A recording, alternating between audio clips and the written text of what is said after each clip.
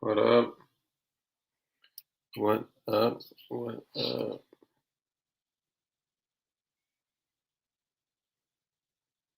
When you're over 30, don't trust a fart. I love how that is the first comment in chat.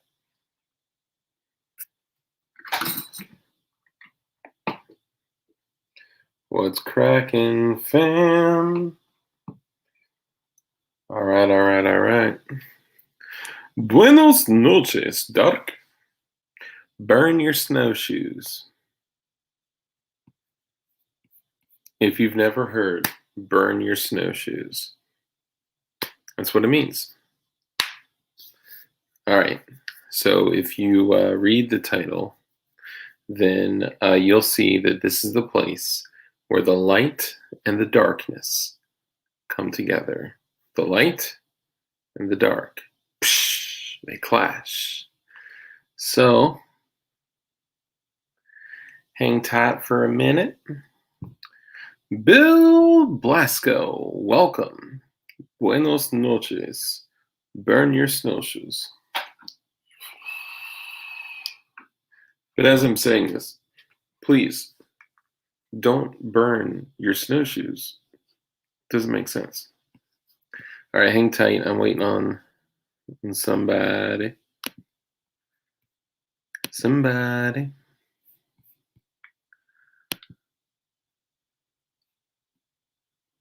Okay. Okay. Okay. Okay.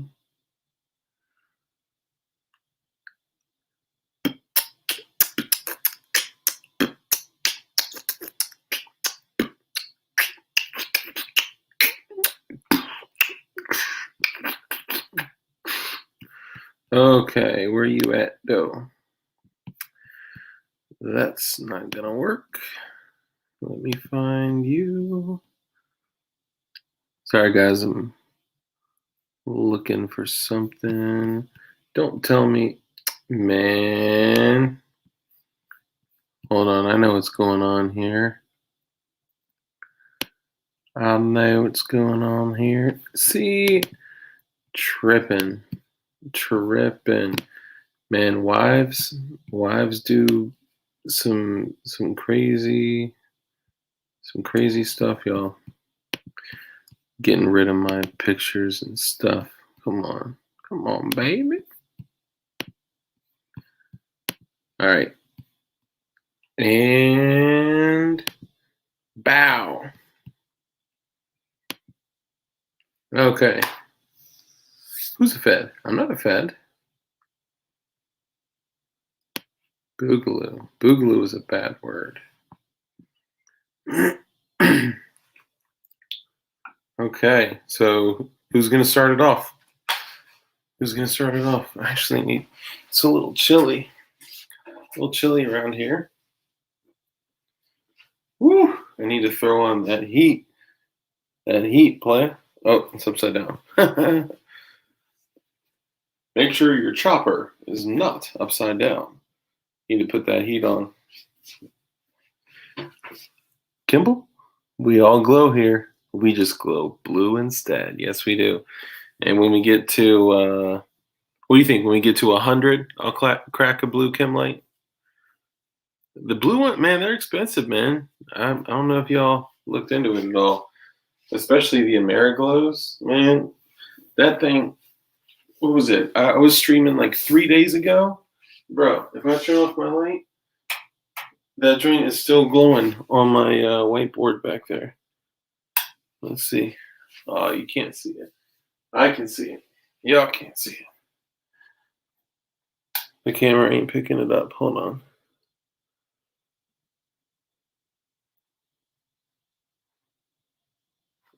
I sent it to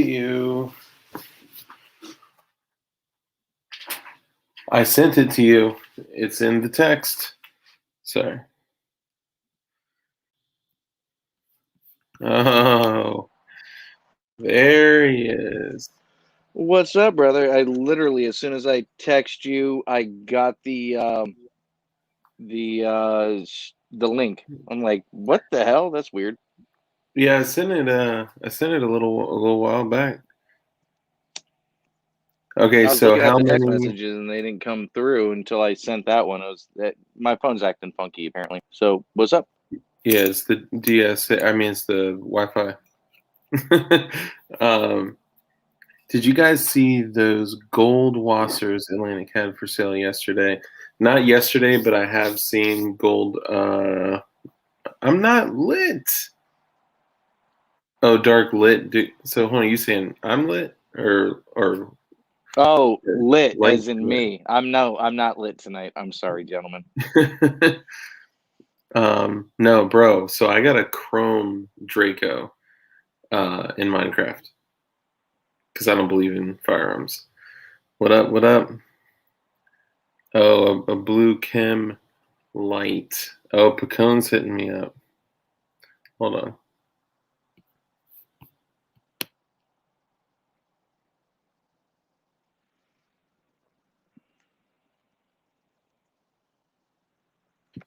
We may get a little Coney, Ooh. a little Picone. Yeah. So once we get to a certain point, I'll crack a blue Chem light, and Picone de gallo. yeah.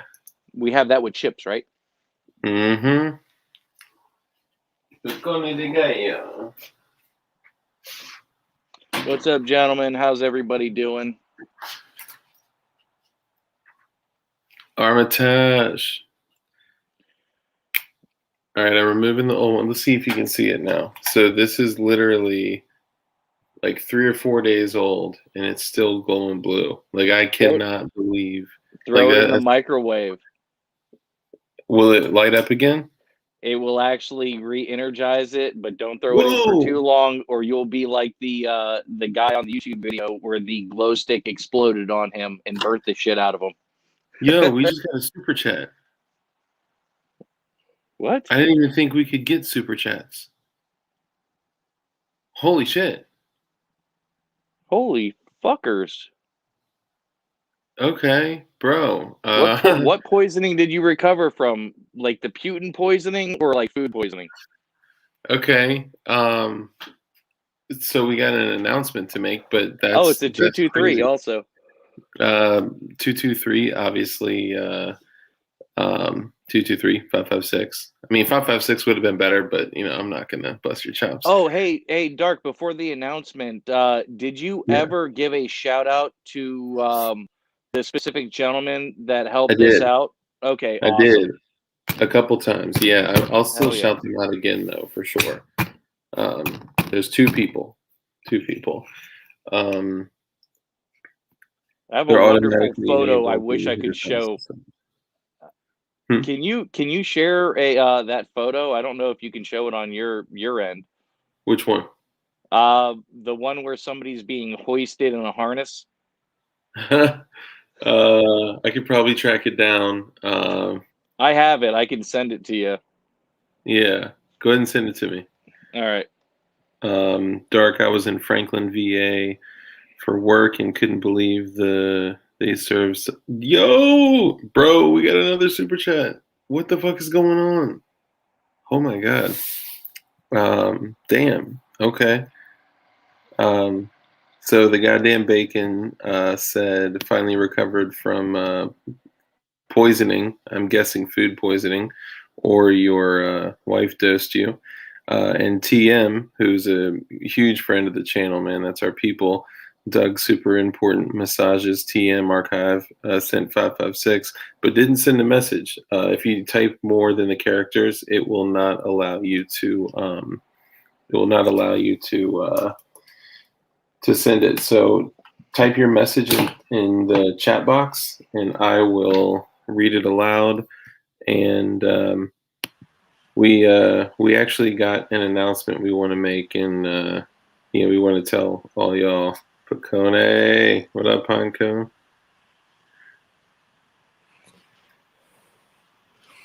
Oh, that's so cool. Isn't that dope? If you guys can see closely, there's somebody hoisting him up behind, but that is straight up Russian tactical tactics right there. And you can't get no better than that. That's Spetsnaz quality right there. That is Yeah. really art student style right there. Hey, speaking of Russian, there's a new belly band rig that Gray Shop has released on their website, and it's pretty cheap. It's pretty neat too. Oh, nice. Really? Yeah. If you go to grayshop.com and go to new, it's called the Hidden Belt Tip 1, and it's like a concealed carry belly band rig. And I asked my friend Tactical Gear Lines on Instagram how much that thing would cost, and he's like, "That's a steal. If you were to make that in America, it'd be almost $200." Really? Oh, crap. Yeah. Yeah, it's a badass belly band rig. So if you guys are wanting to try out something belly band, it's pretty legit. Just go to grayshop.com, click on new, and it's called the Hidden Belt Tip 1. I thought about giving a shot, but I got the clutch belt, and I don't really think I need anything else. Yeah. I just want to bring something up. Me and Dark were speaking before the stream happened, and I was telling him about one of my buddies. He a little apprehensive on some of the messages and some of the things that we're talking about, and he's a doubter, a skeptic, which is very healthy. I'm a very big skeptic myself. I'll pass out information the way I see it without trying to influence or manipulate people. And I was explaining to Dark, if we were to do something along the lines of every single thing that you said that you don't believe, I can find all the information. And if it's from 1960, you're going to say, oh, that's from 1960. So I'd have to find 1970, 1980, 1990. And then I would also have to go into and finding information like that and bringing up that same information from the same decades from other countries or other institutes or other militaries, whatever it may be, and showing a lineage of a whole progression all the way to where we are here today, and then get on to the next subject, and then the next one, and then the next one. He views everything that's going on as um, the standard procedure on how a society is going to react and how the outcomes are going to most likely turn out with the way society, technology, and everything else has come about and reared its ugly head. Um, I believe there's some influence behind it, and the one thing that I try to explain to a lot of people is, if this has been going on for a long time and they have a whole bunch of balls rolling and a whole bunch of different courts on the bowling alley, if you just focus on one lane on that bowling alley, that's all you're looking at. And you can't stop anything. If you know that there's multiple lanes or multiple things going on, there's no way it's out of your hands. Once they get these things that feel organic to people or groups moving forward, and then they start going underneath their own steam and their own power, they become their own entities. And then they just need a little nudge here or there to be able to direct it or guide it. And even if they don't have to, it's still going to end up running its course in a similar fashion to what they want. And I'm not willing to talk to people face to face anymore and try to sit down and explain and deep dive on things, but I'm willing to pass out a message along a broader group of people.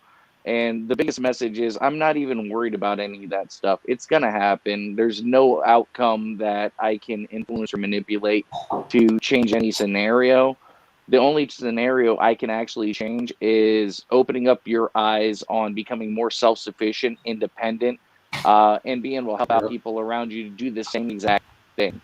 That's the only thing I truly want at the end of the day. I don't give a crap about anything else. There's conspiracies for days, whether they're true or not. It really doesn't matter. You can't focus on all that. It's a psyop now for everybody to be stressed out, fight with their wives, destroy families, all this other shit. Focus on your family, focus on yourself, focus on getting better and being independent and helping out others. Other than that, that's all you can do. Love y'all. Yep. Absolutely. 100% agree. That's the only thing you can focus on. And with the kind of things that we focus on, generally, it's easy to get black pilled. It's easy to kind of fall into a deep, dark, depressing place that's like, man, like, what's the point? If this is all going to fall apart, if this is all going to go away, what's the point? And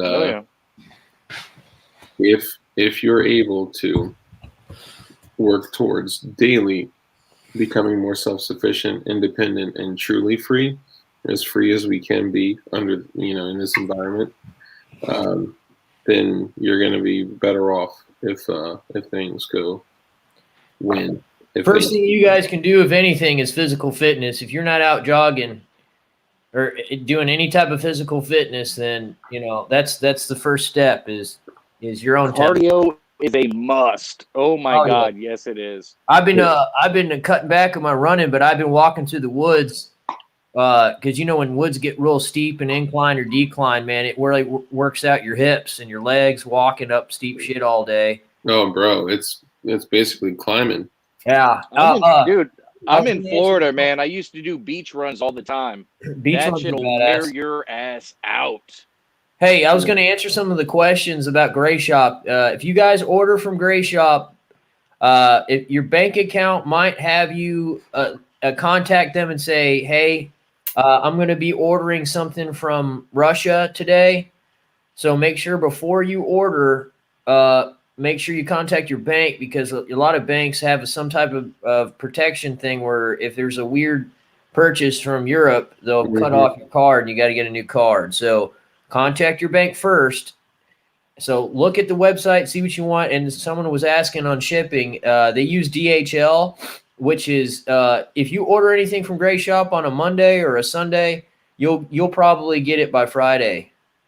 So DHL is like the brown box. What is it? UPS here in the States. DHL is everywhere overseas. And it's kind of funny. It's kind of funny. You might have to call your bank over buying something from Russia, but if you buy something from China or Nigeria, they don't question it. Right.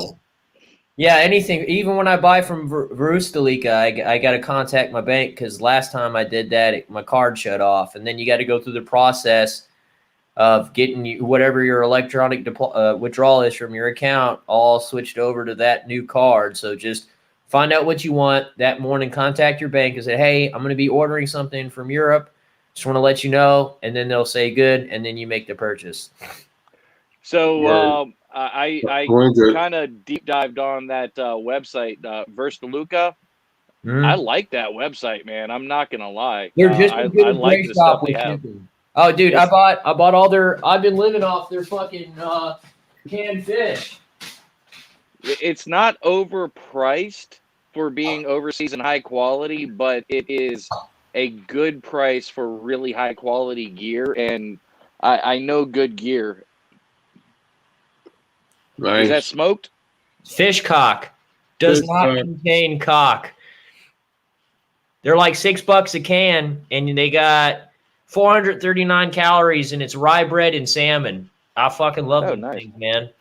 So that's what I've been living off of. Not living, but how does that compare to like our canned sardines here in the States with the mustard sauce? Man, anything European military food is astronomical compared to rations Americans get, whether it's military or civilian.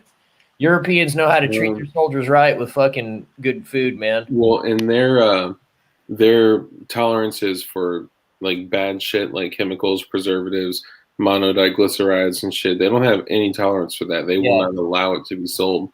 Yeah, that's all that is. Just canned salmon and rye bread in a can. It's amazing. It's really good. I got a couple things I need to address from the comments here. Matthew Telhart, he's the knife maker. By the way, guys, if you want custom knives made, reach out to Matthew Telhart on Instagram. Matt, not to throw you out there, throw you under the bus or whatever, but he's making some dope shit that is totally custom. If you want a custom knife with your name and your own shit in it and design it with him, right now he's not only making the knives for me, Light, and Dugan, he's also making the knife for the giveaway. And I'm also having him do two projects currently for me. One may be Viking-esque, but we don't need to talk about that. But patronize him, okay? So The Matthew signal Telhart. keeps on dropping. Is it dropping on your end? Mm-mm. Are you guys? Can you Okay, guys in maybe the it's chat? just me. Can you guys in the chat tell me if you hear me okay, or if I've dropped it all? Matthew Telhart says for Pacone, bro, have you tried the salmon groats on tomato sauce yet? Yeah, I just showed it. All the salmon groat is, if you guys want salmon sloppy Joe mix, that's pretty much what it is. The salmon groats is a fish cock, but it's just salmon sloppy Joe and tomato sauce, and it's amazing. Bro, System said I made knockoff Japanese wooden shoes out of 2x4 scraps. Hell yeah, bro. Oh, hey guys, one of my dudes in my unit that replaced me when I got out. So I never met him, and he got arrested by the FBI for the DC protests. All my military buddies been hitting me up saying, "Hey, do you remember that guy? You remember that guy?" And so they're using biometrics and cell phone pings on, and it don't matter if it's 10 years from now. Everybody went there. They're gonna be rounding them up. What? Yeah. So they already got one of my buddies. I wasn't my buddy, but he was in my unit when I got out, and he was wounded actually in 2008, I think. All my buddies I was in Ramadi with that stayed in when I got out remembered him and said, yeah, he got arrested. So that's kind of crazy. That's happening. Man, I guess it's on my end. I don't know. I have full Wi-Fi and everything just keeps on dropping for audio and picture. it's a little choppy. Like it went ticket when you were first talking. That's crazy. Honestly, sometimes it happens, bro. Like out of nowhere, it happened on another stream where I had no audio. Remember, I had to do it from the phone. Had no audio. Sometimes it does that. Hopefully it comes in for you pretty quickly. Let me go back to something though. FBI said something, and you guys all know that we support the Federal Bureau of Investigation. FBI said, I've been black-pilled for years. I'm still trying to get out of that hole. Let's talk about that a little bit. And not to go down like a dark path, but I mean, it's easy to get a little, seeming like the future may be Hopelessness and consumed by the abyss. Yeah, man. Absolutely. Yeah. It sounds like you got some experience there. You want to talk about that at all? Shit, every day, man. I look back at all the fucking uploads I did with posting anger, even though it was with truth. And at the end of the day, I realized that you got to control your emotion when you're casting out information, because people will just be dismissive no matter how truthful it is. So I had to learn from reflection off of all my other videos. And I know I wonder what I'm a little embarrassed about it, some of them, but at the same time, it helped me learn, right? So you got to portray your message without emotion and logic, and use logic. If you were running into the battlefield, should you run into the battlefield fully enraged, trying to go berserker mode, or should you try to be cold and calculating and look at your scenario and your situation to see how you can make the greatest effect on what you're trying to do? You don't want to go outside the wire with people who are feminine and get hot tempered easily and get triggered. You don't want to have people like that. You want to have people who keep their cool. I don't hang out with people who are. It's very female for guys to have hot tempers, because that's a feminine trait.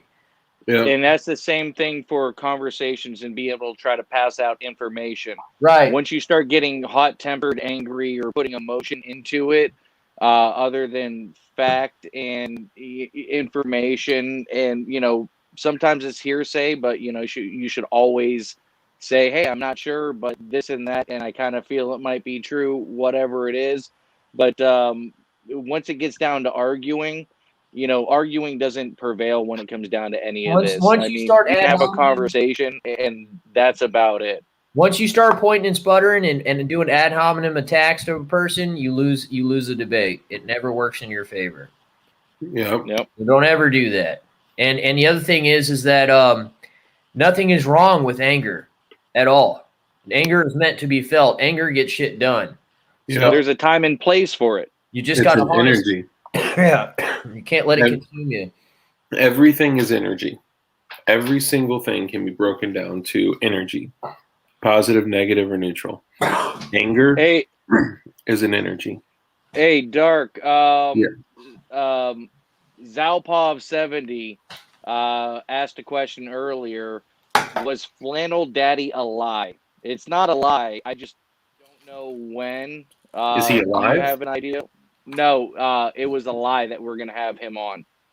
Oh yeah, we No, love no, it's not. I've hit him up. Said I can't wait for you to be on there. I think with him is the only way you're going to get him on is you got to have Dugan Ashley on. Yeah, no, for sure. No, I'm just joking. It was not a lie. Of course, we had exchanged information. We had reached out to him. He didn't respond, and Pacone was nice enough to contact him, and we've exchanged several emails. And he, We had a I don't wanna date and put out- time, but nothing ever works out truly as simply as just setting Well, up he's a date busy and man time. too. Y'all are busy men. Everybody, you got to find Yeah. something for it to work just right. But I'll be on his toes, making sure he does this. it's I'll be right back with. it's not to put his information out, but he shared that he was going through a big life experience. Nothing bad at all. It's just something that people do every 6 years as the national average. So I don't want to put his info out, but he said he was moving. I don't know what that means. So Shit, I'll tell you. I've been talking to him to get him out of the fucking military, telling him he's expendable and he needs to get out. That's what I've been telling him. I've been pressing to him. Well, first of all, he's the only dude when I was calling out all these guys that reached out to me and asked me how I was doing and communicated with me. Nobody else would do it. He was the only one, and I honestly think, Dark, the only reason why is because he had respect for my generation that Yes. went overseas. So I believe that. And I mean, he's genuinely a good person, and I think he knows that you're a good, caring, compassionate person too. And, what's the old saying? Real recognize real, right? yeah, well, and I think he sees the big picture because I tell him all the time, look what America's turned into, and look at all the hard work all your buddies you served in the military with. All for what? I mean, really. And then he just had a baby. He's a father now, and I'm like, imagine kiss. I told him this. I said, imagine your baby's born, and a week later you got to kiss your wife and kid goodbye and go over for a 13-month tour, and you might not make it back. You want to go through that?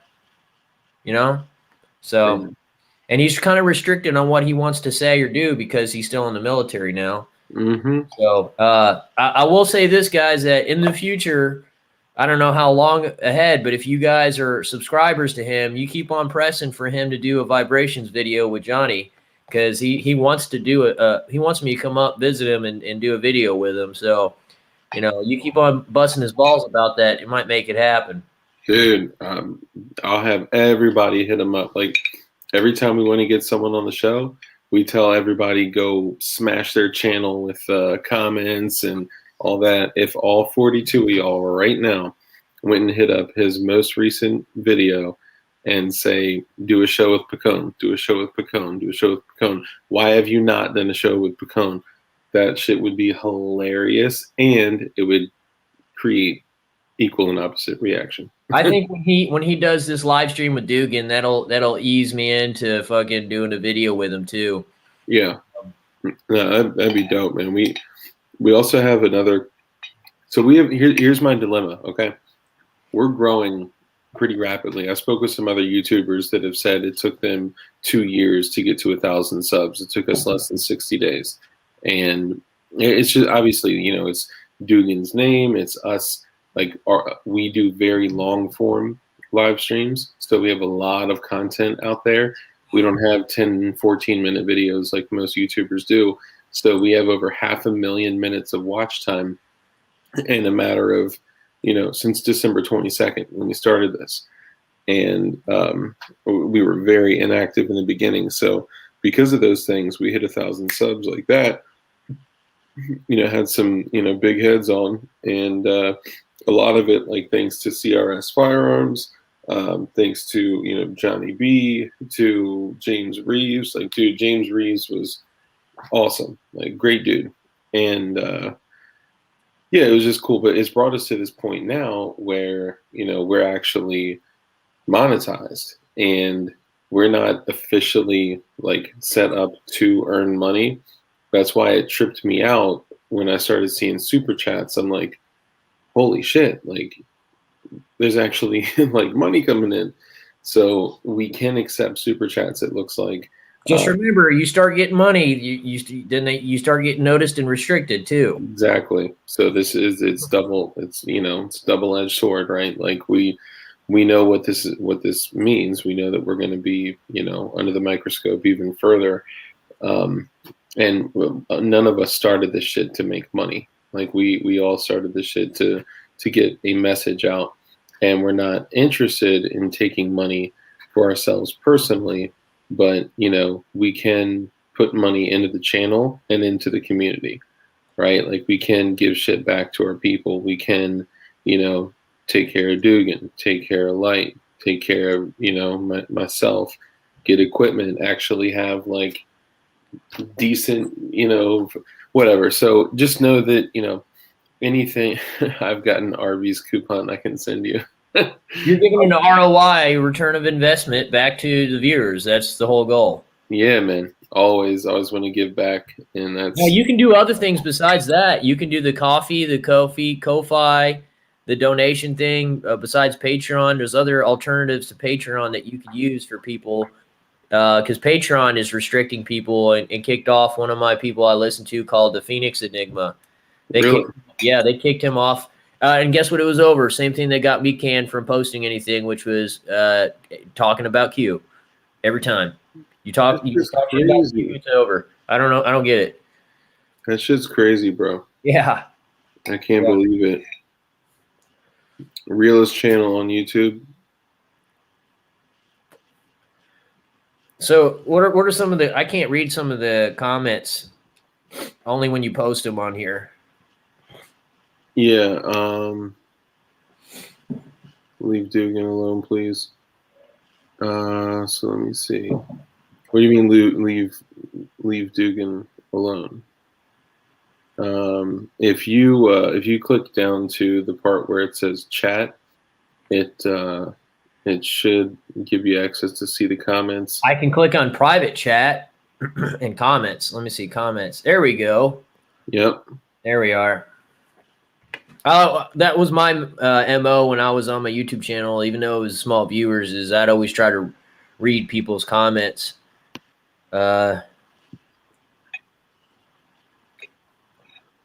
Yeah, I know Q wasn't real, and you're a fool, lad. I mean, listen, man, we're not saying whether it's real or not. We're saying that it's real. If you talk shit about him, you get canned. Yeah, he was. So that was a response to Zopov that said, "I miss when Q was real," but it's all the same. Like, yeah.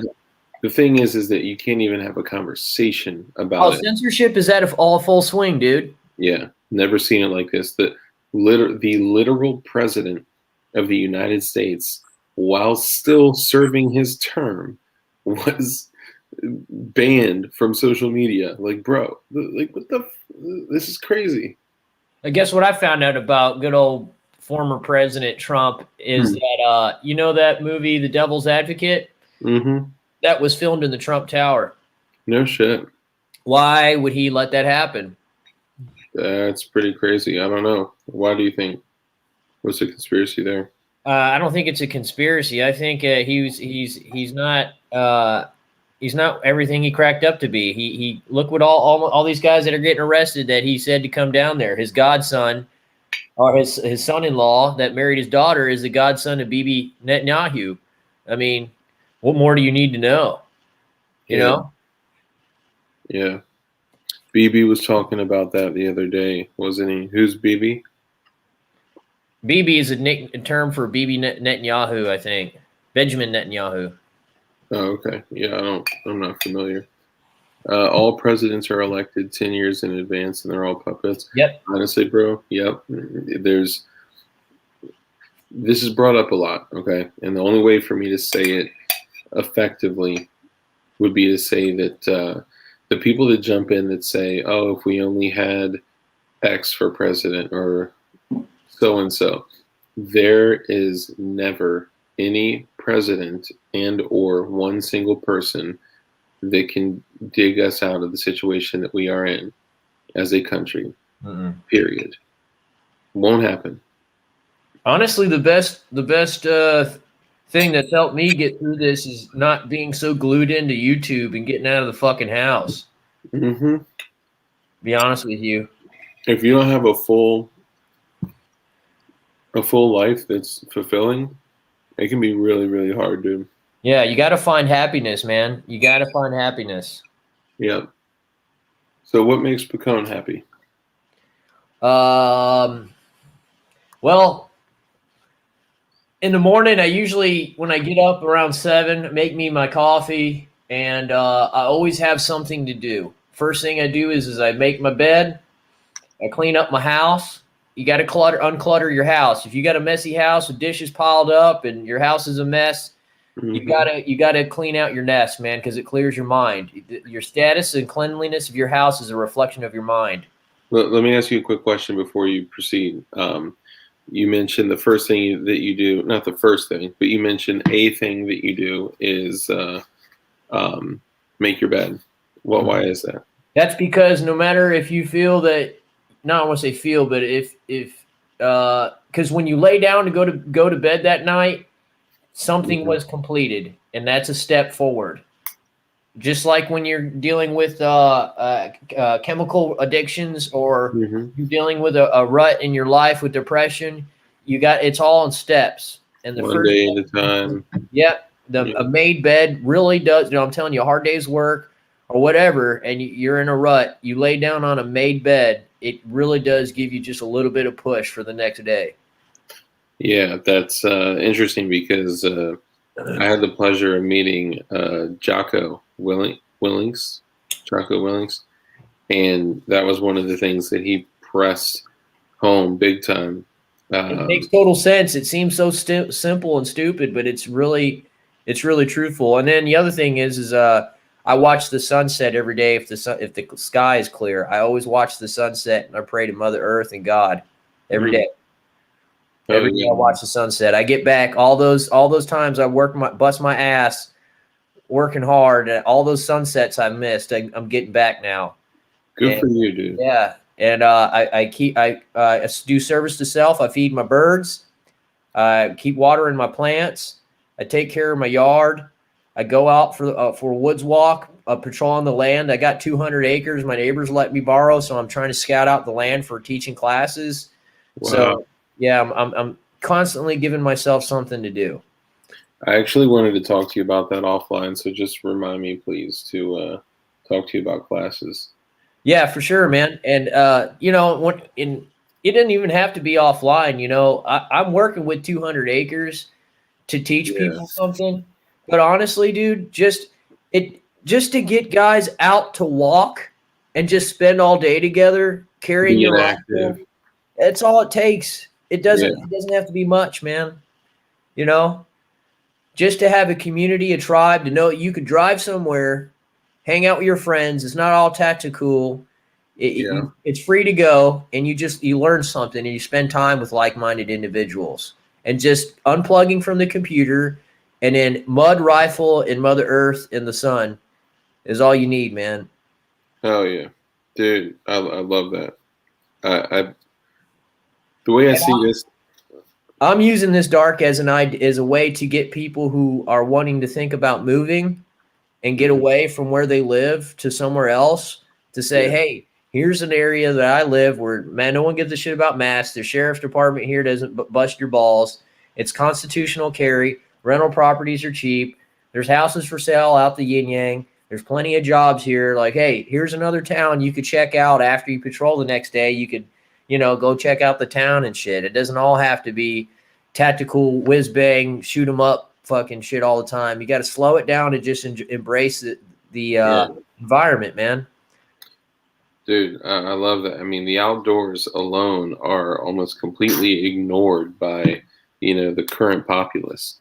Like, look at the percentage of people that go camping, that spend time outside, that could build a structure, right? Like, if we took, I won't use the people in our chat as an example because they actually probably could build a structure, but if you just randomly grabbed 100 people and told all of them, here are 10 things, go build a structure, bro, how many people do you think actually could and survive a rain? And if you get 100 people out here or 100 people out in an urban city somewhere, it'd be different. Like a, let's call it a more suburban area, somewhere in the middle. Because out like somewhere close to like where you are, I definitely think that the vast majority could build a structure. What I mean is like a makeshift structure, right? Like you could buy a poncho and make a place to sleep for two. West Virginia is great, man. I'm not too far from West Virginia. West Virginia is a beautiful area, but there's some rebellious motherfuckers out there for sure. Mm-hmm. You're good, David. Sorry, go ahead. Oh, David Kopp just said, "Damn it, I'm late." Oh yeah, I was just saying what's up to him too. When we get to, I was gonna say when we get to 100 people, but we started super late. So when we get to 50 people, I'll crack a blue chem light for y'all. I don't drink soda. Good for you, man. Soda is fucking diabetes on ice. Shit, I drank a Pepsi the other day. I hadn't had one in years, and it fucking blew me out this morning, man. It made me sick as shit. Really? I can't do it no more. I can't eat that. I can't eat Lucky Charm cereal or cheap fucking codfish. But you can eat that Toll House though. Oh, I can eat that cookie dough all day, dog. It's safe to eat. Safe to eat. My daughter's got a peanut allergy, and it's totally changed the way that I look at everything, literally, and and in other ways. Because if you look at anything in a grocery store that is in plastic or that is processed, it is, I'd say, more than 85% of them are either cross-contaminated or produced in a facility that also produces peanuts and blah, blah, blah. Why there's disclaimers on it constantly. Yep. And, like, we got to check. I mean, she's broken out in hives. We've had, like... So what is alternatives to peanuts she can eat? So we were doing sun butter, which is... sunflowers and sunflower seeds. And what about walnuts or all other tree nuts are good. I'll look at my store to see if there's anything around. Give you a heads up. Well, here's a cool thing. Hey, welcome Light back. Howdy. I had to take a important phone call. No, you're good, brother. What did I miss, gentlemen? We're just talking about peanut allergies. Randomness. My daughter's peanut allergy. Is there a break in the conversation where I can bring up a couple of things right quick? I'm just kidding, of course. One thing that I'm kind of noticing as I'm scrolling through YouTube and looking on the Googles and the DuckDuckGos and stuff, there's a lot of people starting to mention DSA. What was it, Nevada? All the Democratic... Probably have to back up a little bit to explain. Backstory. Yeah. Democratic Socialist Association, if I'm not mistaken. Of America. Democratic Socialist of America. Yeah. And for some reason, they have ties with BLM, Antifa, funding, stuff like that. Very interesting. But apparently, all these crazy left-winger socialist Democrats took over. I believe it was Nevada. I might be mistaken. And all the Democrats, like the regular Democrats, just literally walked away and dropped out of campaigns and this and that. And the socialist Democrats swept the whole arena, which was very interesting. Where Democrats are willing to walk away because they're like, "Yo, these guys are a little bit way more crazy than we are." Um, the other one was, I happened to see it on Johnny B's show today. He said, type in into Google, DuckDuckGo, however you want to do it, mass shooting surge. And if you look the past 3 to 6 days, almost every state posted like almost the same exact thing, talking about how there's a mass shooting surge in all of their states and everything else. And it kind of feels like a preemptive kind of thing, kind of giving, truth before there is a true thing that happens. So they can say, they can fall back and say, oh, look, all the way back then, we were talking about this, and here's a lineage, and let's move forward on this, gentlemen.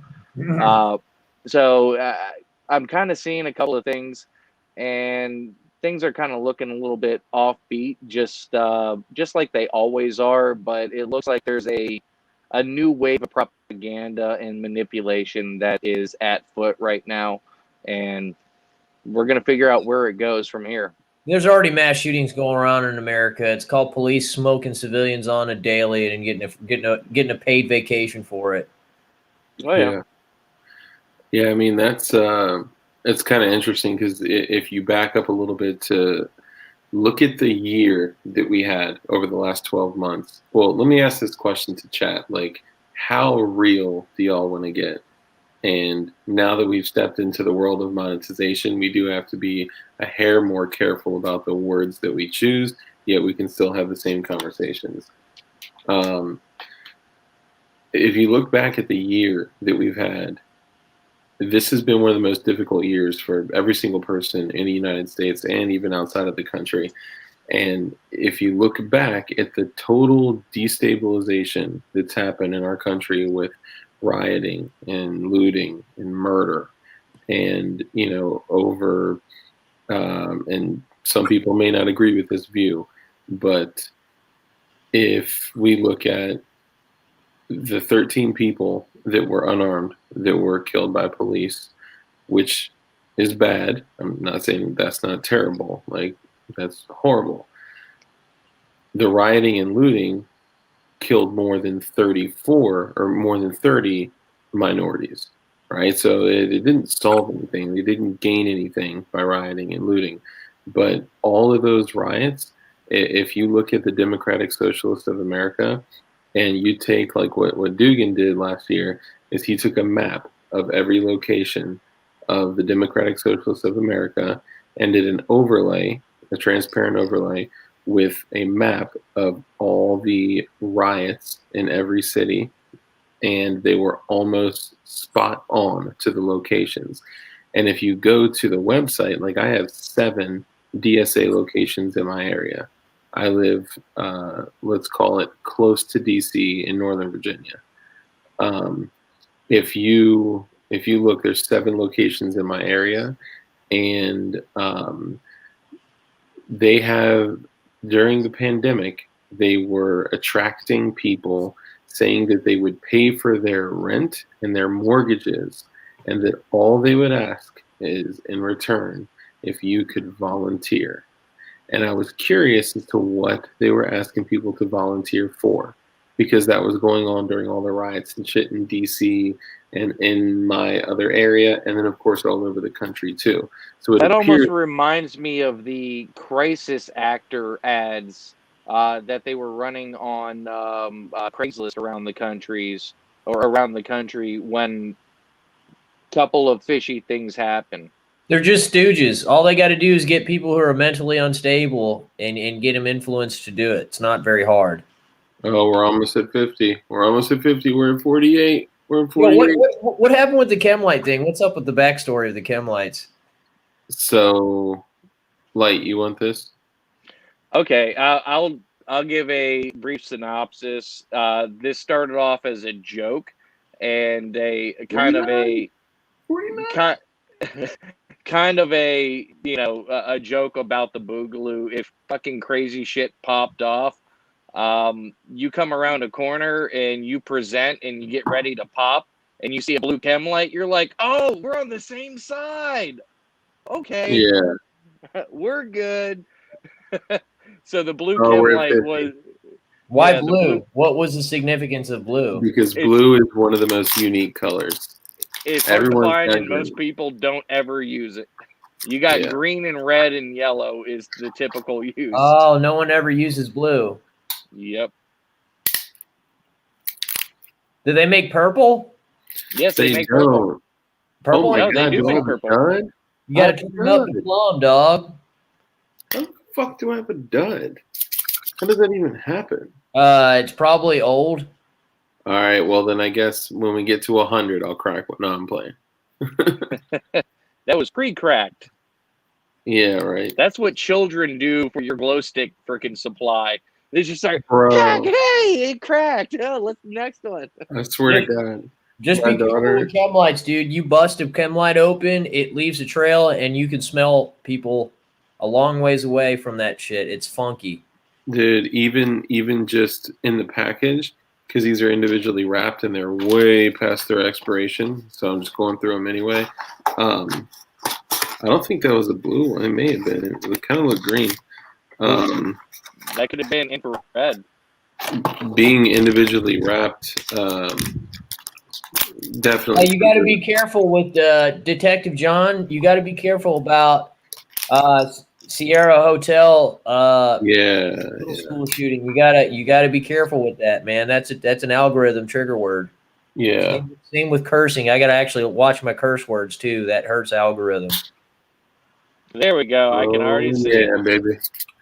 Woo! Glowies. What's up, I Glowies? might go bring that to one of my cop buddies. I got you a blue line chem light. Hey, post Glowy in the chat if you're down with the Glowy fan. Woo! Dude, these things are lit. The only complaint that I have, so Ameriglow, if you are watching right now, then the only complaint that I have is that this beautiful, bright, like remarkable, just tool. The blue ones, God bless you. Thank The you. blue ones only glow for 8 hours, but the green, the yellow, the red, the orange, all of those glow for 12 hours. Like, what the fuck, dude? Like, the dopest, like, the DLD one can't glow for 12 hours. Come on, bro. Work on it. That's all I'm saying. Just work on it. I know about glow pigment powders and stuff, and green is always the brightest and longest lasting. It's just the way Dude, it works. these yellows are Gentlemen, I'll be crazy. right back. I'm going to go find myself a tree to add some nitrogen to. You're good, brother. I wanted to show you guys a piece of kit I got recently. Yeah, Got man. some- let me turn on my lights. Glowies, mount up. Got some extra tough rubber boots. Hell yeah. Dude, you can never, ever place a monetary value on great quality, tough, rugged rubber boots. They used to be made in America, but they're made in China now. But they're pretty. I've been wearing them every day, man. These things are awesome, dude. A little heavy, but the sizing is about right. They're measured a half size larger, but they're more for people with wider feet, so I can put more insoles in them, and I still have toe room. But it's a size 11, and that's what I wear.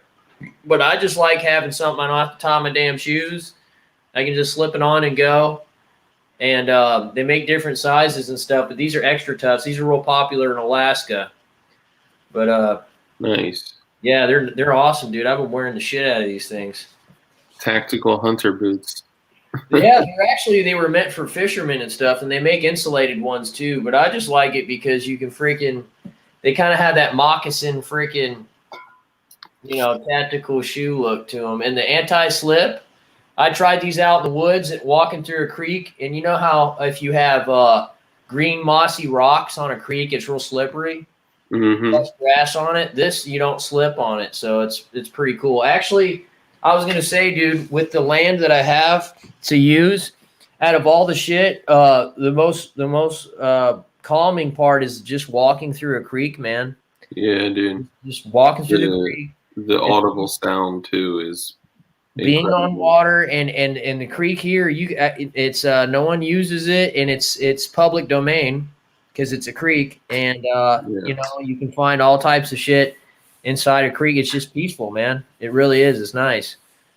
So if it looks like some people are really committed to discussing Sierra Hotel, I would direct you guys to a picture of the individual that was taken prior to the event. If you look up that picture, and that's all I'm going to say about it, if you look up that picture and you look at the airsoft device that he's holding and just try to get your proportions from it, it's not 100% proportionally accurate. And that's one thing that I was talking with Dark earlier. We'll lightly talk about some of those things, but I don't truly feel and we don't truly feel we want the channel to go down conspiracy or rehashing things. We really want to be able to still pass on good information and still try to help out. This is more of a talk about stream. Truth. We'll talk about truth all day. To interrupt, I heard something about walking in creeks and stuff like that, and that's so satisfying and calming, right? Both of y'all said that, correct? Imagine having full kit with your rifle and a couple homies and just enjoying the day. I live in Florida. Go walk in the salt water or go walk in the fresh water. Let me know what stings you or bites you or tries to eat you. Florida, I'm in that area. Florida is the most southern state in America where something can still eat you. Yeah. Oh, dude. And now we have a new species, the fucking pythons. Here, I'll show you the boots. You guys want to see some boot fetish real quick? Some boot fetish Asmir? Sure. Lights was hilarious. Let me get where I got the lighting good so you guys can see some boot fetish real quick. Boot fetish. That's a real thing too, right? Yeah, well, when you research boots, there's like weirdo fucking boot shit going on. You look for boot review and you see somebody like stepping on watermelons and shit, and it's on Pornhub. Oh. Yeah, right.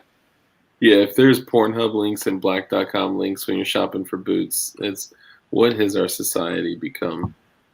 Extra tough boots. And you can roll them down if it's too hot outside. And it's got neoprene lining on the inside, which is not too bad. That's what someone asked, actually. They asked if it was felt line, so it's neoprene lining. The real thin neoprene lining, just so it don't chafe your skin. But you can roll like a wetsuit and put your boot over it. Nice. Yeah. And if you're a short guy, I know it seems silly, but they're kind of thick sole, so it'll stand you up about an inch or so taller. So, chicks put on makeup, just put on your boots and get an inch taller on you, I guess. Right. Hey, System said pythons are great.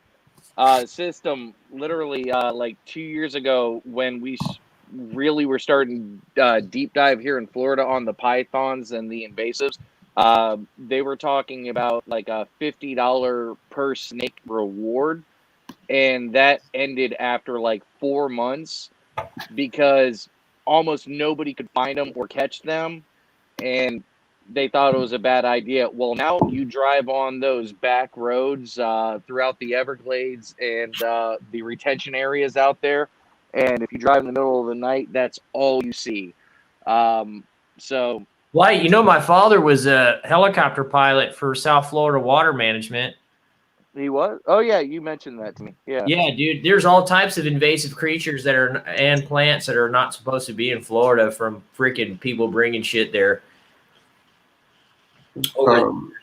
Just going back to something that Light was saying, other people publicly bringing up DSA is really not alarming, but it's surprising to me because it seems like these are the people that operate in the light yet remain in the dark, if that even makes sense. You know what I mean? Like, these are people that are operating in broad daylight, paying the mortgages and rent and paying for groceries and, of rioters and looters. And It's a double-sided coin. yeah. And then the fact that it's out in the public now is kind of crazy to me. Now, I bet that they don't know that DSA is the piggy bank behind BLM, Antifa, those organizations. The hipster boogeyman army. Yeah, the old Boog Boys and I don't know about the Boog Boys. I don't know if they're funded by them. I just know with certainty that through an open source investigation, there were people that were able to tie DSA funds directly to BLM and Antifa. And the whole surge in mass shootings, that is exactly what happened in Australia prior to a full-scale confiscation. Now, I'm not saying that that is exactly what's going to happen. I'm just making an observation that that's what happened there. Also, in Germany, before a particular regime really came into effect, they did the same thing. They said, we know that individual was voted into power in Germany, and that they basically said, like, hey, everyone, and like you've touched on this before, we're having a lot of problems with criminals coming in and stealing legal firearms and using them in crimes. So if you do own guns, that's fine. That's fine. We just ask that you all bring them on down to the police station and register them. Write them up. Yep. So we can register them, so we can trace them if they're used in a crime. Like, dude, you telling me in the late 30s that y'all were gonna be able to trace fire? Like, come the fuck on. Anyway, we can only find physical property. But hey, Dark. Yeah. It's a caveat to what you were saying. Anybody who's a failed art student that's going into politics, I would be worried about. Just saying. That's a good point. Yeah, but how much fear do you want to, or energy do you want to give into that? Because out here in rural America, none of that shit exists. And they tried to come here up in a town called Glasgow, and the police were there to keep the locals from freaking mobbing them, and they were so scared shitless, they fucking bounced after an hour. Yeah, well, I also wanted to bring up what Dark was saying about Australia. I was watching a documentary on this when they ended up outlawing and banning pretty much almost all guns, if not all of them, from legal-abiding citizens. They were having an epidemic of something that they didn't know how to classify. People were kicking in doors for people's houses and beating them up and taking their stuff. They had no name or no word or no way to classify it, and then they finally classified it as not breaking. I forget what they coined it, but we use it here too. Breaking and entering with assault and robbery, whatever the catchphrase that we typically use. Dustin, yeah, I'm in Kentucky. I live in Scottsville, man. So if you want to link up or something, hit me up, dude. That was Armitage. Armitage. I can say with almost with certainty that he's likely not a psychopathic skin stealing serial killer. No, it's okay. I got 11 rounds on tap. My Glock 44 with 60 ground Aguilas. Boomerang. But if he is, I guarantee you, he will be giving you the finest skin lotions. and if he is, recruit him to Dark Light Dugan, okay? Because we need an enforcer. So just to finish my thought really quickly, everyone brought their guns down to the police stations, being good boys and girls, and probably not even 2 months later, they came back and said, "Hey guys, it didn't work, so we need to round up the guns," and they completely disarmed everyone. So that's how that happened. When I was lighting that paracord to melt that off, it gave me a Yes. Yeah. Little tip, man. When you're fooling with paracord, wear gloves. yeah. Wear some mechanic gloves, because paracord melting on you is like a second-degree burn on your body. It hurts really bad. Yeah. And I'm, You know what I'm not the sensitive sensitive burns? Put some mustard on it. mustard. Mustard is what you use. It's got a chemical compound in it that blocks fucking the burn receptors for pain. So put mustard on it. Really? Yeah, I Oh, was that's gonna funny. put some- that's an old welder's trick. dude. I I literally like. So Matthew said for real pecan. I guess he about the mustard or reads a cock.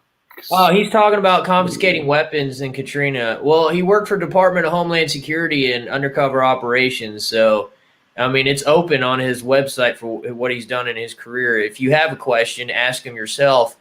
I doubt you'll get an answer, though. But, I mean, you should ask him, not me. I don't know what he exactly did. I just know he worked for Department of Homeland Security. There's also multiple documentaries on YouTube where they talk about people trying to leave in their vehicles, RVs, or even on boat and getting their stuff confiscated. Now, one thing for burns also, sunburns, heat burns, stuff like that.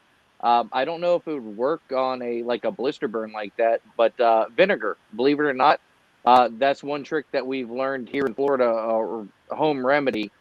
Put vinegar on your sunburn or heat burns, and Vinegar, it you takes can use for a away. lot of shit. Yeah, Yeah, it takes vinegar. the pain away immediately, but it only Hey, lasts let me for just 10, 15 minutes. thank you. I'll try. Definitely Just try put some something. mustard on it. You don't have to do no fucking crack an egg in a plastic glove. Come on now. Just to throw this out there, the Savage 110. Okay, I had a Savage 110 and 300 Win Mag. I'm telling you, when you're talking about bang for your buck, the Savage Model 110 is a beautiful machine. Like, it is nuts for the cost. So just, if you're looking for a long gun and don't want to go buy an MRAD in 338 Lapua, get a 110. Even a 700. I had a 700 and 300 Blackout. This is way before the boating accident, but I love that thing, man. I thwacked a deer with that thing. NRA actually did a good documentary on gun conversation during Katrina. Nice. Oh, is that when they were working? Yeah, that's when they Yeah, actually right. did their job. Yeah.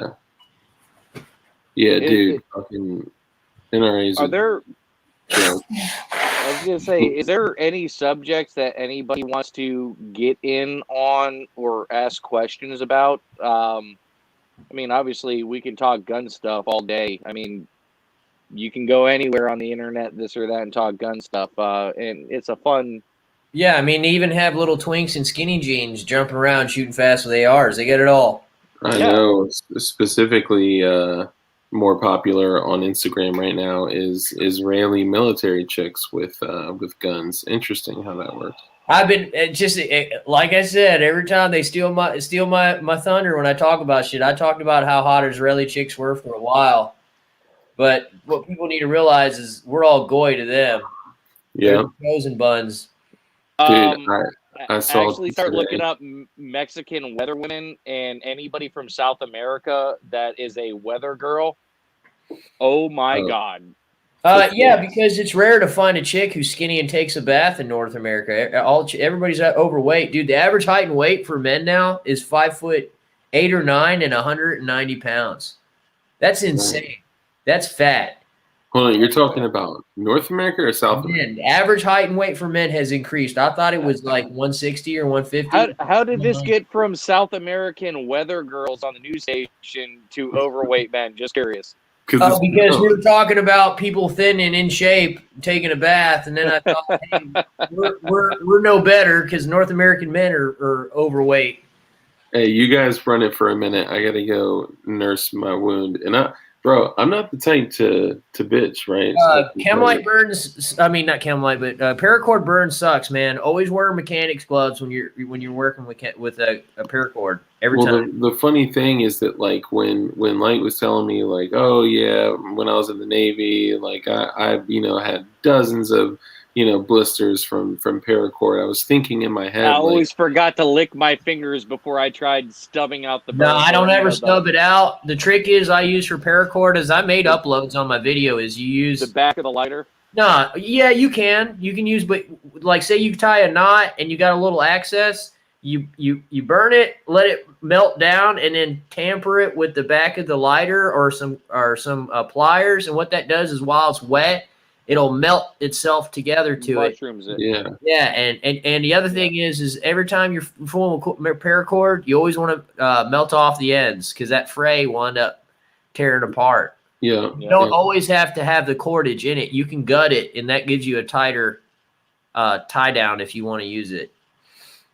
I got a mean blisty too. Yeah, no. So I was thinking in my head, like, damn, I've literally never gotten a blister from burning off paracord because usually what I do, I'll burn it off, I'll let it catch fire, and then I'll let it pull up and go, and then it pulls up and it kind of seals itself. I used to pinch it, use pliers, I did a bunch of different stuff, but literally I kept lighting it and it kept going out. So I lit it again and it was like whoop, and it dripped like right on me when I was on It's the best description of when an alien from Aliens gets blood on you. Yeah, right. That's it. That's what it is.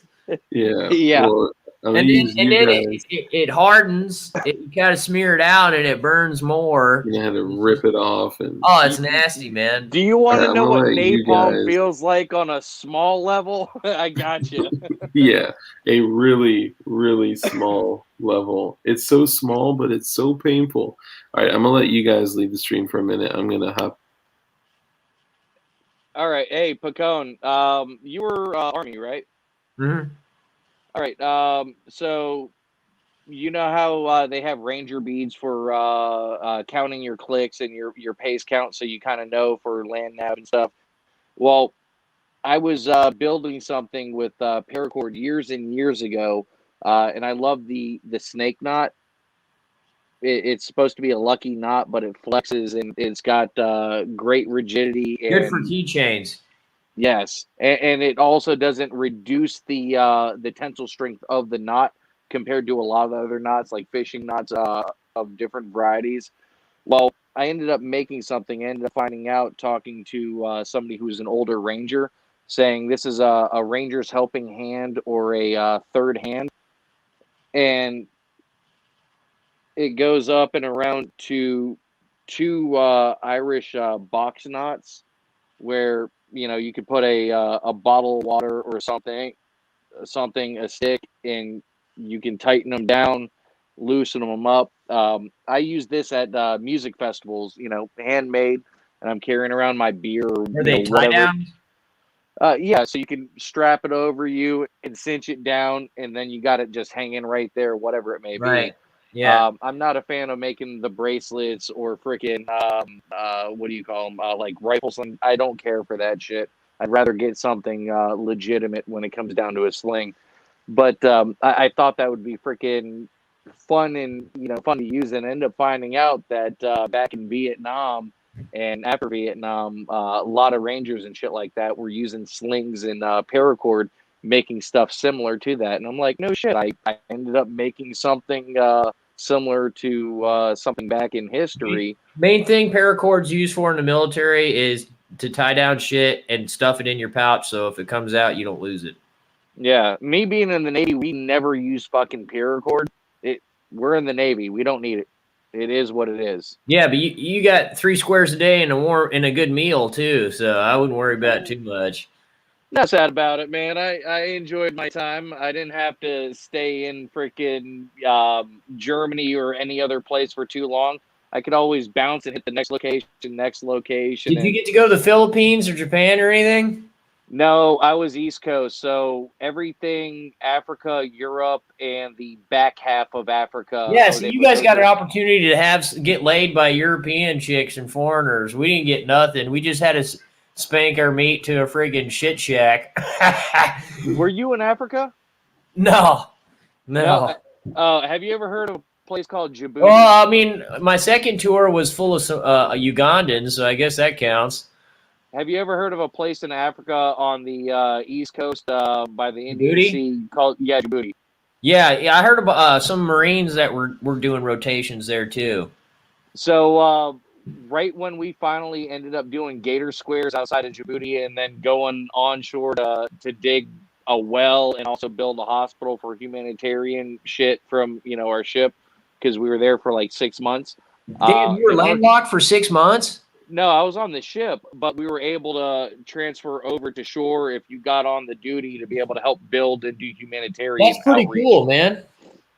Yeah, so at Well, night when you were done, you go back to your ship and then sleep or what? no, you'd stay there for a couple days to a week and then get transitioned back to the ship and That's then not a bad another rotation. group. No, it was fun. Yeah. But right around that time, we had R. Kelly come out with the song "Feeling on Your Booty," and we immediately, because we have nothing but time on our hands, chilling in your booty, Djibouti. Everything always turned into a song Djibouti? or mocking or making fun of something. It was. I miss the military. I truly do. I just can't stand the dweebs that were picked on in high school that have a superiority complex that turned everything into some fucked up shit. Other than that, I enjoyed my time there, and I Well, the got to military experience a now lot is of fun shit. integrating females, and they're weakening the military. I've seen the Marine Corps training the Army where they're implementing females, and it's embarrassing. Oh, I've watched that. You're not allowed to have fucking shark drills. You can't fucking knife hand a Dude, get motherfucker this and yell shit. at him. There was a guy that freaking rolled his eyes at a Marine Corps cadre instructor. Rolled his eyes. You imagine if you would have rolled your eyes at a cadre? You'd have Yeah. gotten smoked, dude. You Oh, got yeah. fucked up. And you would have gotten fucked up by all your boys later. Oh yeah, that wouldn't have existed when I was in. Drill sergeants can still put their hands on you a little bit. When you were in boot camp, I don't know if you had like a barracks or anything in the Navy. They would have something called making it rain, where you'd have to close all the windows in the barracks, and they just basically smoke you. I mean, you're exercising up, down, jump jacks, fucking Yeah, mountain everybody climbers, does that. Yeah. and water from the condensation from everybody sweating would drip off the ceiling. That's literally what it was called, making it rain. And then the ice cream parties were, hey, you guys want to have ice cream party? Yeah. Okay. So all the RDCs or the drill instructors bring in like a 5-gallon bucket full of ice with a big giant thing of ice cream in there, and they said we have to fucking get smoked until the ice cream melts. And we're like, motherfucker, that's bullshit. You guys tricked us, you sons of bitches. Yeah, it's never to hook you up for sure. Oh hell no. Yeah, that is pretty My disgusting. cardio was on point at that during that Yeah, time. all I'm of not ours gonna lie. were. Yeah. Dude, I went in, I did the ASVABs, I did MEPS, and I just walked away at the last minute. And it's, not to take anything away from anyone that, committed. No, you're smart. Yeah, I don't know. I found something else that gave me more what I felt like at the time: purpose, freedom, flexibility, finances, and it was just happenstance. Yeah, we don't knock that. The only thing we're happy about is you're not one of these sons of bitches like when we went off to the military. Like, I wouldn't let somebody talk to me like that. This is what I would do. Yeah, good luck, motherfucker. Yeah, oh, I'm right. too proud to do that. Yeah, good luck, motherfucker. You want to know some tough ass motherfucking individuals? They went through this shit. You think you're thank Billy you for not Badass. serving. Thank you for not being a good order following pet for the New World Order. Thank you. Heck yeah. Yeah. I mean, you could have helped reduce our oil prices if you were there, but I mean, it is what it is. I know. So to answer your question, I'm 42, Pacone is 57, and Light just turned 63. Is You that know what they roughly? say, pale white don't crack, baby. Yeah. I'm Yeah. 36. I'm 34. I'm 36 also. Fucking knew it. Knew it.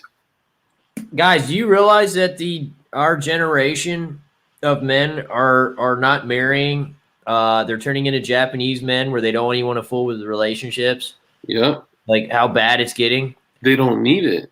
Well, they said that feminism is just a cloak for communism. That's all it really is.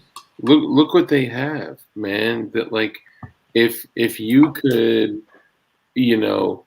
bust a nut every day, and you had a hentai pillow, and you had complete privacy, or is that what they're called? The hentai pillows? What are they called? I'd just say I'm not into anime that girl weird pillow. shit. I don't Yeah. know. You shouldn't be spanking your meat and watching porn, weirdos. You guys Yeah. stop. That's why porn is free. It's used as a weapon. Yeah. Weaponize. So they can bust a nut whenever they want. They have their little anime pillows or their little whatever freaking weirdness. They are probably still living at home or living in a situation where they have little to no responsibilities. They have complete and utter freedom, and they're allowed to be completely selfish, right? Like I remember when I first had a child, or at least the one that I know of, I sat there and I was like, damn, like, what did I used to spend my time and money on prior to having a child? Because, like, I mean, man, it is a big commitment, and everything that you have, time, money, knowledge, everything goes into that.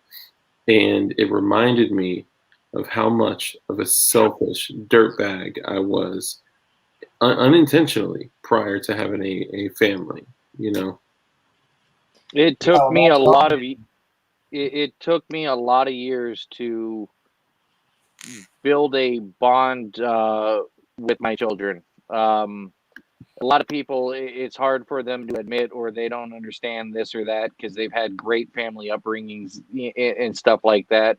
I didn't grow up with a father. I got bounced around here or there, and never had a stable environment for the most part. And then being in charge of a new life that is your genes, you have to care for them. You have to take care of them. But it took me a while to develop the bond and ended up finding the drive and the understanding as a father. And now at this point, I watch something, a movie or a TV show with a son and dad or a dad and daughter, family something, and it's emotional, and I start crying like, yeah, I can feel that now. It softened me up in the right ways. It helped me out dramatically. But going back to what Dark was saying, and what Pacone was kind of hinting on, I brought this up with Johnny B, talking about how men in America are being feminized and being They're told to be undersexed too. They're not. right. Your majority of females are looking for after this COVID thing. Small businesses closed down. They're looking at it don't matter if they're a freaking Shrek looking like a 4 or a really hot chick. Everybody, all of them are just going for guys who make a lot of money, who are over 6 feet tall, the alpha Chad, and they're all turning into beat up used cars and then waiting until they're 30 to get wifed up by somebody, and it's proven that the more notch counts a woman has, the harder it is for her to pair bond with a man. Right, but what I'm hinting at is what society has been preaching in the hardcore in the past couple of years, which they've been hinting on for even years before that, is the demasculinization of a man. And basically making men more feminine, and exposing them and making them have to cower and bow down for them wanting to provide or help or do these Yeah, it's things. because government is the provider and protector now. Right. Women can divorce. Government can make you pay slave. You're just a sperm donating bull, and they can change their mind overnight and ruin your life. But at Whoa, the same whoa. time, what I was also bringing up is, oddly enough, in China, the Chinese government is telling all the male populace they need to become more masculine. They need to become more macho and this and that. And we're already being bought out, if we're not already completely sold out to China. What does that kind of seem like? It seems like weakening the opposition or the other force that you will be fighting in the future, and hyping up and building up your military and your strength. I'm looking at You these know new how many people in recruitment our and these generation, training videos. all the It, people in our age generation are going to die alone. A lot of people are going to be dying alone, like Japan, when we get old and gray and we die off. It's happening. If they're lucky enough to die old and gray. Yeah, I'm looking at the breakdown of a nation, to basically weaken a nation, so another nation, whenever we end up fighting, we end up losing losing our asses 110 fucking percent. It's no Let me back up a longer little them bit, worried guys. about every an American behind every blade of grass with a rifle. They're doing this through our government and through social media, and also multimedia, every kind of media, our government, every institution. They're trying to break us down to make us easier to be taken over, or easier to fall in line with something else that's about to happen. You don't have one nation that, for years and years saying that they may rise up and attack, or we might have a problem with them. And they're going over there and literally saying all of our men need to be stronger, more masculine, fucking dig in, fucking go hardcore. And here in the US, they're saying, oh no, just be softer. Look at all the brand new military training videos for Air Force. Space Force is a joke. Marines, Navy boot camp's a joke. I was Navy.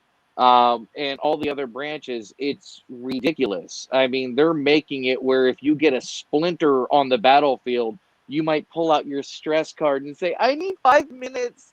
My nail broke. That's every branch right now. As I put my child's Band-Aid on my burn.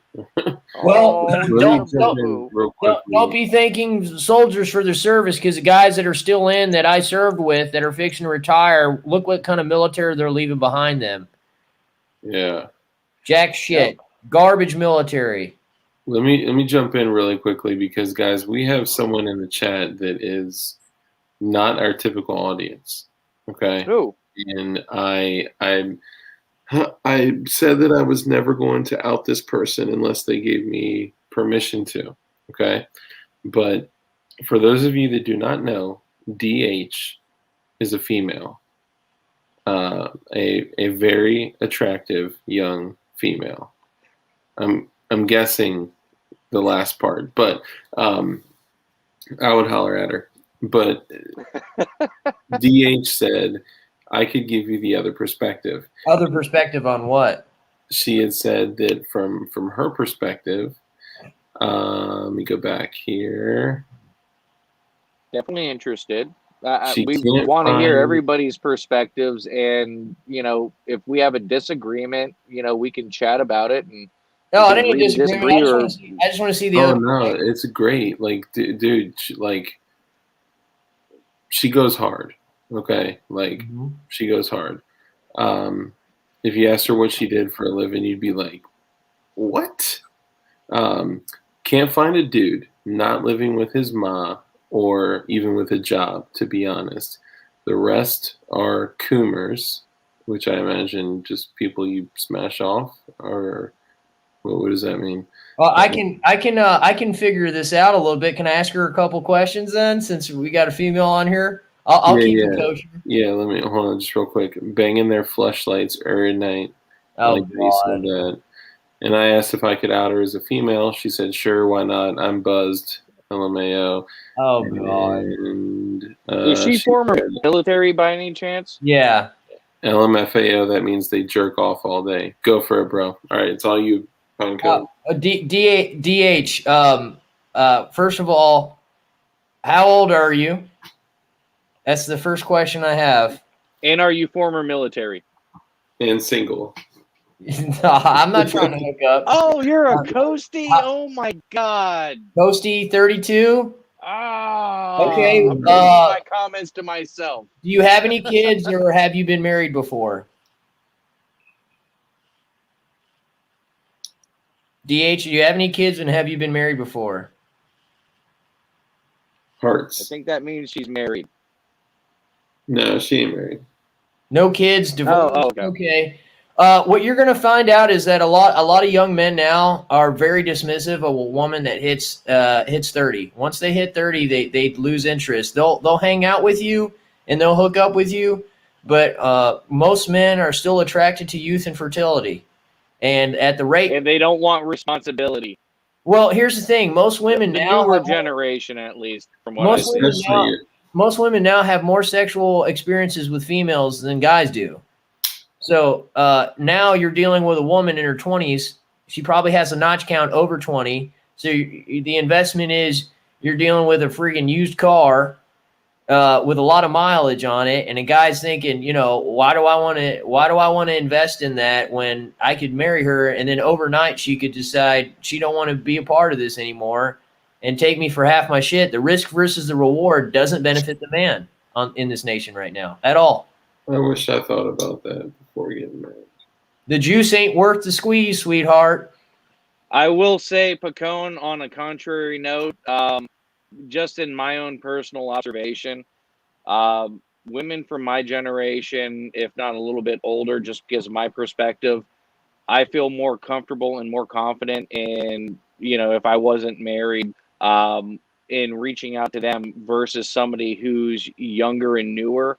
Because there's so much shit about, out there online about how to manipulate, They are or if a man, they're or if a consumed with man gets attention you and pregnant, on validation. how to get the most money out of him or how to manipulate this and that. And I think as long as she's around, she's looking for men around her age, maybe a little bit older. That's a fucking thumbs up. I think she might have a better chance Well, than the looking fact for that a she younger doesn't guy. have But any I don't think kids. she said anything about looking for a younger guy. Well, the fact that she doesn't have any kids helps out a lot, but you got to understand is women are inundated with attention and validation now. They can go online and be skinny and take a bath and be somewhat cute and get as far as high as the sky is the limit. They can get attention from beta orbiters because that's what a lot of kids are now. Is they're weirdo simps that just give free validation and attention to women online, But and that's a lot of weak ass men. that doesn't matter. It's free attention, and to a woman, that's their weakness. It's free Right. attention, man. So Especially when you're young. why are we jumping into the relationship side? I thought we were going to ask her Because something else. I honestly think it's very important because we need to be breeding with good people, right? And that's not happening right now, and we're slowly dying off. Like there's Well, going to be a generation of people dying alone. It's scary. look at what they're doing. Like the area that I live in, financially, I cannot have a second child right now. Really, I'm spending more on date childcare than most people do on their mortgage. man. I'm spending $1,380 a month on childcare for one child. I'm spending $2,000 a month currently on for my home. I'm spending like $2,000 a month on. Does your wife work too? Yeah, she works. What if she stayed at home and watched the kid? Would that be better? Would it save you more money, or is this her income help? She makes more, like twice as much as we spend on daycare, basically. Well, more than that. Pacone, from one thing that I've seen, even if you have two parents working, if you were to pay for your kids to go to school, or daycare or child service, something like that. Even if the parent, one of the parents stopped working, and this is a smaller income household, two incomes, it basically evens out. But when you have two parents, one's here, the other one's a little bit up here, it doesn't technically equal out, but it still kind of equals out with the whole child care Women and are stuff. becoming It's men fucked up. when it comes to Yeah. what they want. I work. I'm a career person, and these are attributes men should be having, and they're not offering anything of femininity, right? There's there's no women being raised by females that are learning feminine traits at all. It's all just everybody's competitive, living in a man's world. You understand? And everybody's broken. There's broken homes. Mom and dad aren't together no more. All the pattern they learn is divorce. That's all they learn. How do they learn how to be a wife when they haven't seen it or experienced it themselves? I It goes for understand us what you're too. I understand what you're saying, but I don't think it's as big as a percentage as what you're describing. I think it's a decent percentage, but I don't think it's as big as the way you're viewing it. But I think society has more of an influence on the women that have all the opportunities or the line of sight on growing up Oh with those kind of shit! influences versus putting Did you just what get a was super that? chat? We just got our third super chat of the night, Holy Wow. bro. shit! Congrats, man. Michelle Leon, Michael Leon, bro. Thank you, love you, brother or sister, brother, sister. Thank you. I do want to hit. Wow, bro. I'm not used to this, man. Shit, I should have been doing that on my channel, but they wouldn't let me. Bro, I'm surprised. Like, the YouTube's probably going to take all of it because we don't have an account set up to it. I don't understand how you're having a hard time finding a dude. As long, you didn't answer the other question. How tall are you and how much you weigh? I'm gonna do a sketch. Oh my god! Oh, I'm just being honest. Guys don't want to date a chick that weighs more than them. I'm sorry. That's the way it is. Hey, All right, I'm gonna don't. step out. I gotta go Quit fertilize being another offensive. tree. It's Give me not a like minute. I'm asking her blood type or anything. How tall No, is she? I That know, would be less but I thought offensive. we could get into a That's better offensive. She's talking about conversation guys with her. spanking their meat and shit. I'm just asking how tall she is. No, I'm I saying just asking thought her we could get blood into a type. better conversation with her. Blood Jeez. type would be All less right, offensive. I gotta put Here's some what I'll nitrogen say. on some trees. Give me a minute. Yeah, you're good. Here's what I'll say. DH said I could probably find a dude, but focusing on career and hobbies for now. So DH, I want you to think about something because you've been following our channel for a while now, okay? And the design of our country right now and our world as we know it is for you to focus so much on your career, not because of the career, because of the income that it creates for you. And because our life is it is 100% revolving around consumerism. When you become established, when you become disciplined, when you become, when you focus on those things, we're usually focusing on them for the wrong reason. So don't throw away your true life for your perceived life, if that makes sense. Our perceived life is that we're accomplishing something and we're getting a job, a position, an income, and something prestigious. And in the end, it's you know it's not worth it because what we're sacrificing for that is a family, is a legacy that you can pass down through your children. And that's all I'm going to say. If that makes, I hope that makes sense. And I'm not saying that you're doing that. I'm just saying don't allow society to blindfold you while you're going through your life, because we usually walk past the most important parts to go to the most. It makes me wonder, dude, how many females are actually legit and cool that are out there that just aren't around like dudes like us. You know what I'm saying? Yeah. Finger pullers, gardening, just working hard. They don't have that where they're at, but I'll tell you right now in email. So her and I were emailing. She seems like a cool ass chick that gets down like dude, like she seems chill as fuck. I don't know what you look like. I don't know what you're like. I go off of the 3 S's: sex, sandwich, and silence. Oh man, I'm just kidding. Damn, I definitely can't have a digging sister. 100%, bro. I'm feeling it now for sure. These childbearing hips ain't doing me no good being single. Okay, so she's got childbearing hips. Okay. You got to tone it up. You got to start being in shape. And guys like fertility and femininity, man. I'm gonna guess that she's pretty stacked. I'm gonna guess that she's attractive. Um, I don't know, with certainty. I'm just saying. All right, we need to move on. We're giving her too much attention. We got too many homies here. Detectives, John Kimball said DH is a Fed trying to honeypot Dark Yeah. and his secrets. Unless you're some hot Mossad chick, go ahead and parachute in my backyard. I'll have you converted. I know, right? Focusing on career and hobbies. Cue Idiocracy opening scene. Wookie, what up?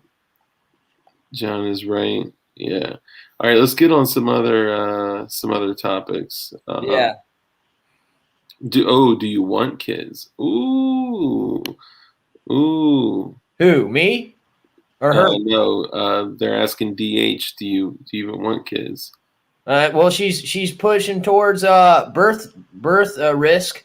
You're 30 something and you're trying to have a kid. It's a little tougher than when you were younger. Well, so she does want kids. There was something else that someone hit on. I wanted to say your mustache is epic. I don't know if you saw that. Yours is too. You got the ginger beard going. Man, I know it's the only part of my body that has like a little bit of red in it. Well, you doing good, man. Got it all clean and faded. I like it, dog. Thanks, man. Fresh. The other thing I'll add in, and then we're done, because we've actually been done, Light, as you come back, but I'm returning to it, is when you are looking for something, you will always find it. Even if it's not what you truly are looking for, you could trick yourself into believing it. I'll give the example of when I was looking for love.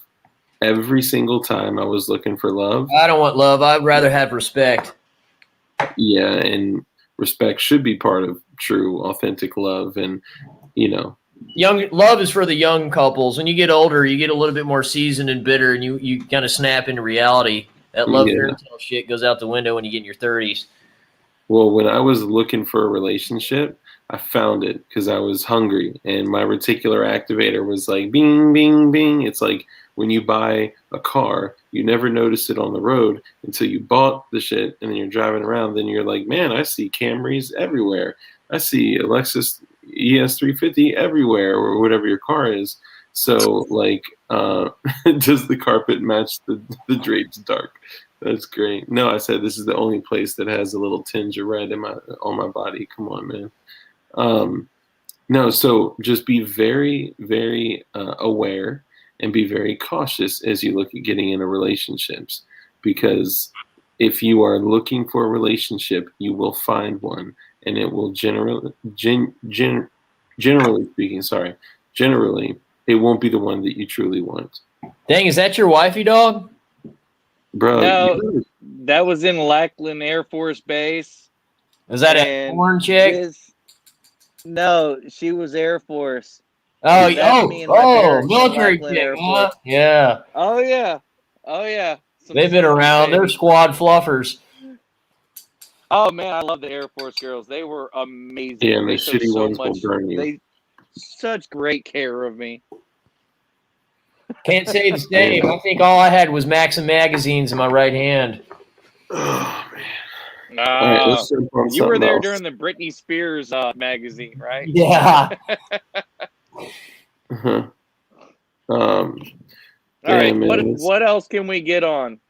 All right, so here's what ammo's come back. I seen ammo in some of the gun stores, 12 gauge, 7.62 by 39 brass, and I think that's it. But I've seen 12 gauge start coming back. The only thing I've added to my ammo inventory is 45 rounds of 380 ACP. Have a good night, DH. Good night, DH. We love you. Oh no, you're good, DH. You didn't distract us. I found a lot of value.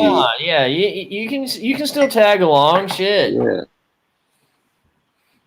No, I think she's going to bed. Yeah.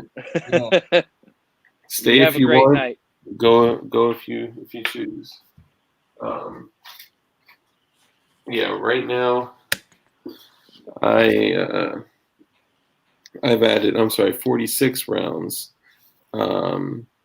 Oh, someone asked about a watch too. So real quickly, they asked about a watch, like a watch that winds itself, an analog watch. If you're looking for an analog watch, make sure that you find one that's like reputable. That two things: one, that's reputable enough to not have to have concerns about the winding feature get fucked up, because it's all off of gravity and you walking and moving your hand. Every time you walk, you're winding the watch. And if you are not wearing it, there are watch cases that you can plug in that actually move the watch like this to keep it wound. Not the old school ones that you actually wind, like the gravity one that winds itself. And there are some more inexpensive but pretty dope ones that you can get for a couple $100. Yeah. Somebody, the person who actually sent us the super chat, Mike Leone, or however it's pronounced, Dark, say hi. What up? He's all the way that way. Pacone is in the middle, and I'm Light. Dugan is not here today, but Pacone is joining us as one of our guest hosts. So, yeah. It's weird. I have to point opposite direction. I'm just a plug. I'm a plug in. Usually, though, our names show. Something happened after we upgraded, which, by the way, I want to do a shout out on that. After we upgraded, our names stopped showing. So yeah, one more time. I noticed that. I'm Dark. I'm Pacone. I'm Light. Yeah, so it's usually Dark Light Dugan. Tonight it's Dark Light Pacone.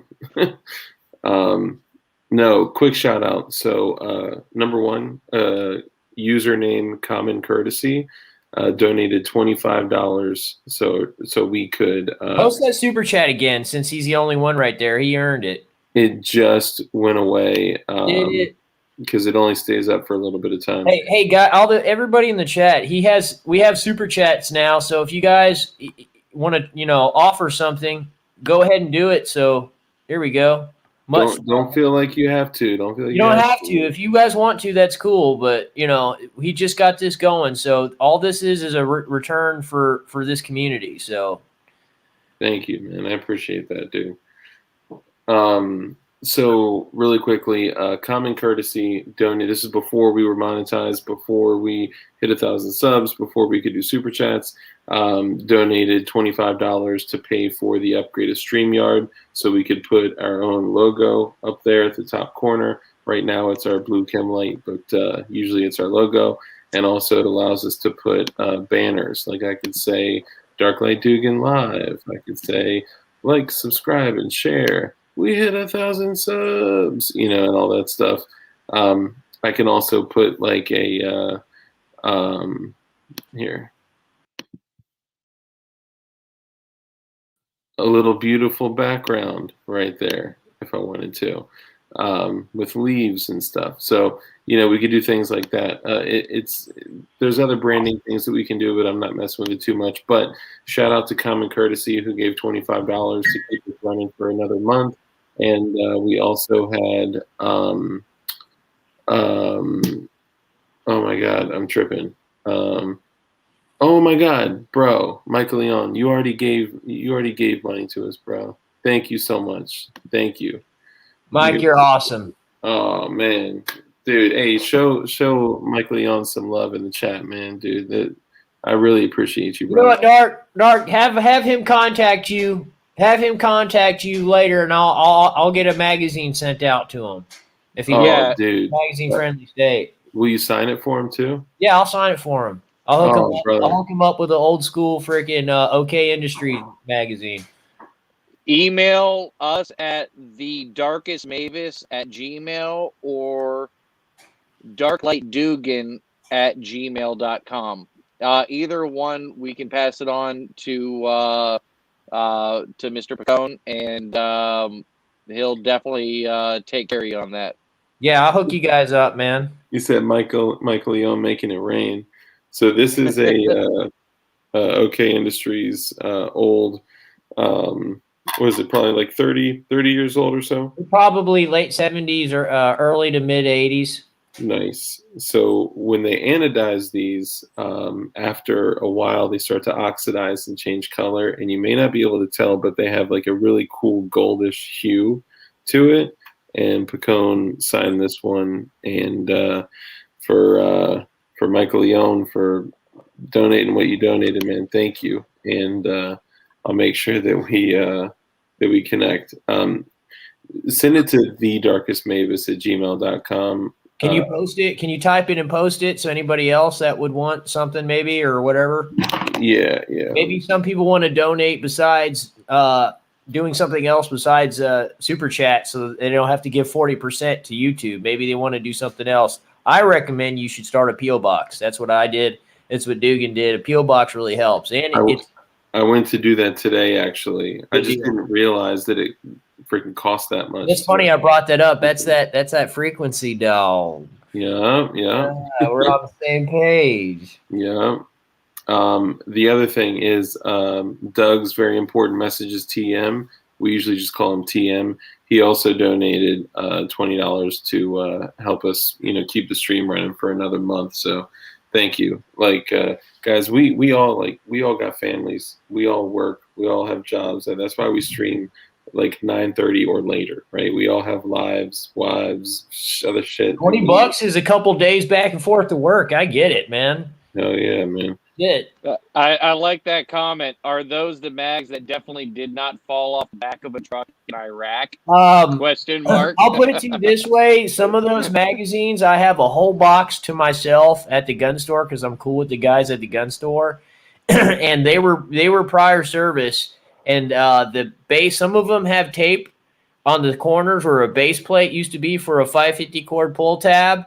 And some of the base plates are bent, and that's not a bad thing. From experience in the military, that means it's been maintained and cleaned. That means some Joe has taken the base plate off, even though it's crude, and cleaned the magazine. And a lot of them have trench art or military graffiti on it, where they color it or do whatever. And the anodization, to me, I like it as a good display magazine just because it's clean. And they come in variants of gold OD, gold brown, and they have that old gray finish inside the grooves. It's very beautiful magazines, in my opinion. They're sharp looking. They give it a lot. They are. They're absolutely beautiful. And the only cooler thing is to get one signed by Jonathan Pacone and have it say anti-Archon, which I didn't even know what it meant. I had to ask him. I guess an alternative link to donate is reach out to the darkestmavis@gmail.com. Dark is going to be setting up a P.O. box. Everybody is in for multiple different $88. states. Yeah, everybody's in multiple different states.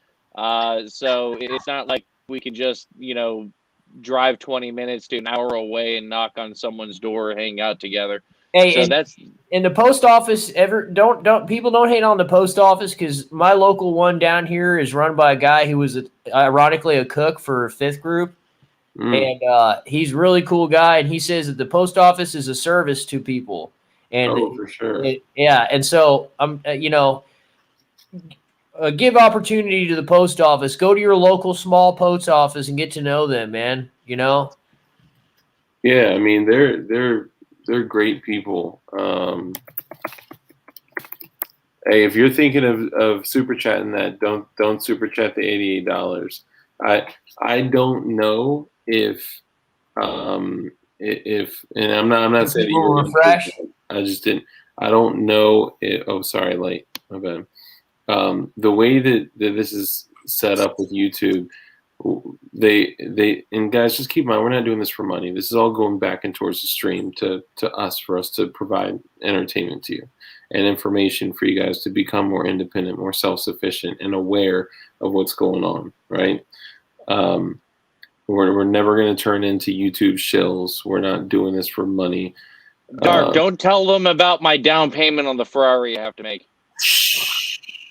I'm just kidding. But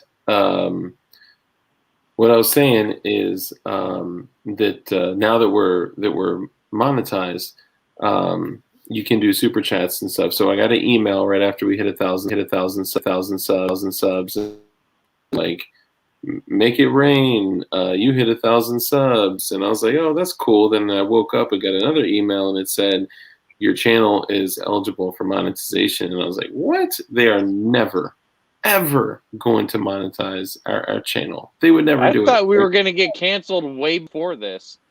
Way before this. I'm surprised it's lasted this long, honestly. They're so intrigued. You're like, all right, these goy are interesting. Dude, Johnny, fucking Light, come on here and dabble some chem lights. We'll keep an eye on them. Yeah. They're like sitting down, taking notes, like, interesting. There's probably some side chicks sweating us right now, Jen, so just be happy. Hey, gentlemen, I just want to say one thing. I'm going to start doing my due diligence. I was looking for YouTubers, gun tubers, and stuff like that to be able to bring on the channel, just to be able to give a little bit more awareness and hopefully, bring some more subs here or there, just to be able to help pass out a message.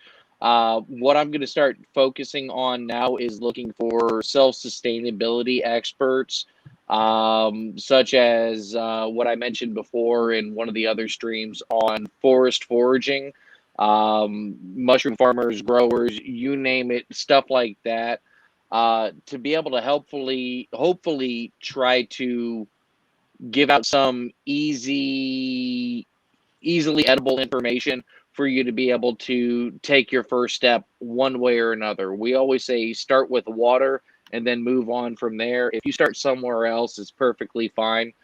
You'll always come down to realizing that you need water. So other than that, I'm going to start trying to focus on that aspect.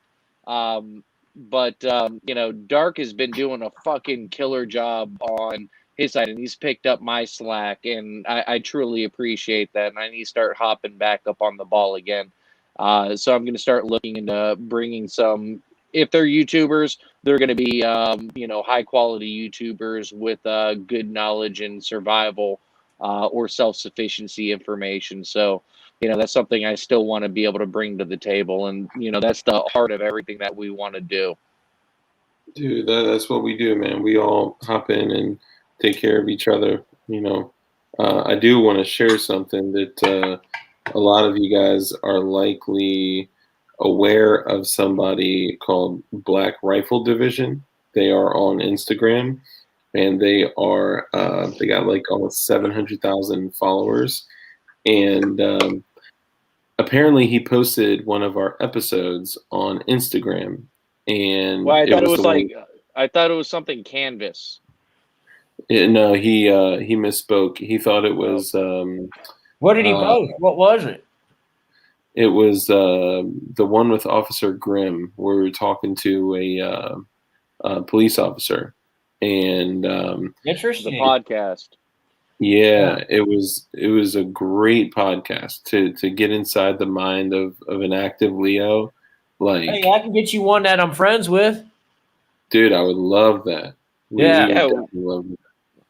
That's the only one, though. None of the other ones are my buddies. He's the only one I trust. He was in the green. That's it. Hey, that's all right. I like the disclaimer. Yeah.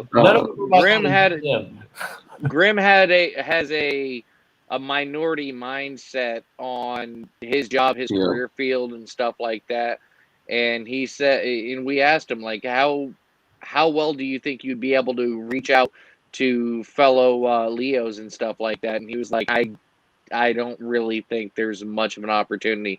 There's good guys out there, but the majority, freedom of speech and government's gone. It's just They're gone. making a check, and that's what it is. Yeah, they're not putting their family at risk. That just tells you the Bane is still the order follower, man. There ain't no justification you can tell me it's immoral behavior. You're giving away your free will to some other lord. Doesn't matter if the system's working fine and the cage looks nice. It doesn't matter. It's still a cage. All right, that's all I got. I'll get off my rant. No, you're good. You're good. So I mean, why would you want to be a part of something where you're expendable, guys? Don't you love your family, your friends? They can replace you with another dummy. You know what I'm saying? Why risk your life for an organization that, if it suits them and you fuck up, they'll sweep you under the rug and just get you replaced and close the door and throw away the key. They don't give a shit. Dude, on that note, I'll tell you this. I never was in law enforcement. I never was in the military. I was right on the cusp, and I walked away.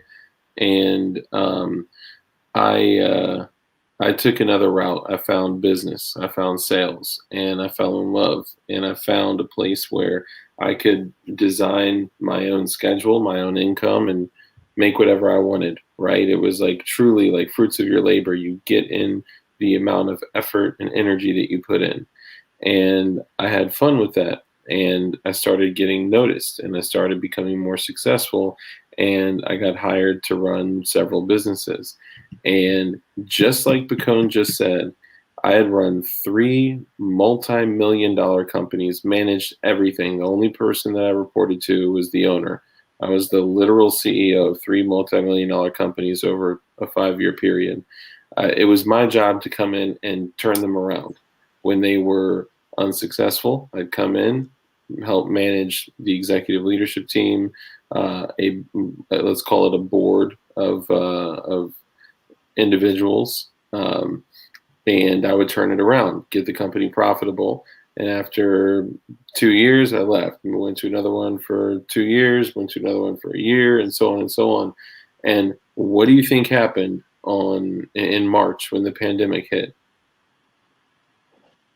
It all disappeared. Yep. Literally sat me down.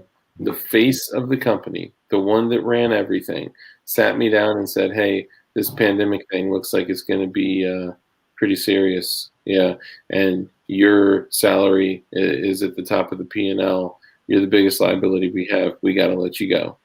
And I lost everything. You're talking about a kid that didn't even graduate from high school. I left high school at 15. I managed to get my diploma and took some college and dropped out, right? Because again, I found sales where no one needs in most cases, you don't need a degree for sales. Plus, it's usually not worth the paper that it's printed on anyway. And then I was stuck with not to joan on anyone that graduated from college. Like, good for you and stuff. But the issue is that like I was stuck after that, where I was left out of a very prestigious job where I was making stupid money, and out of nowhere, poof, it was all gone.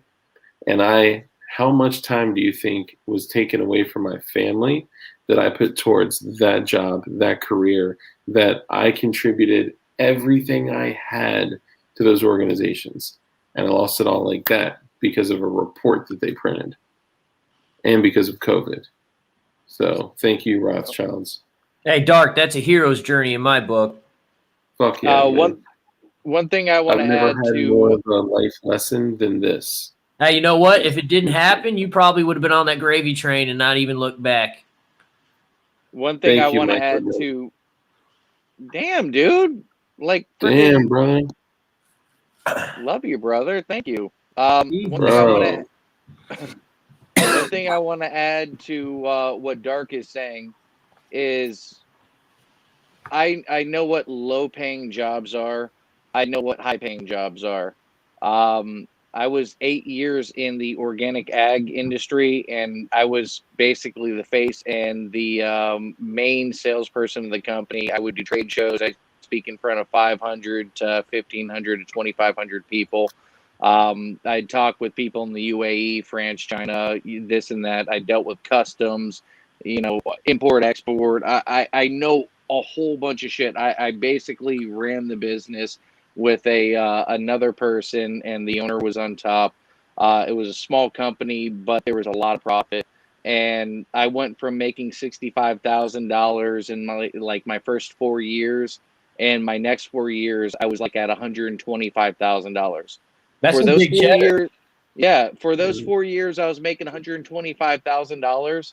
Do you know what I have to show for it? Hmm.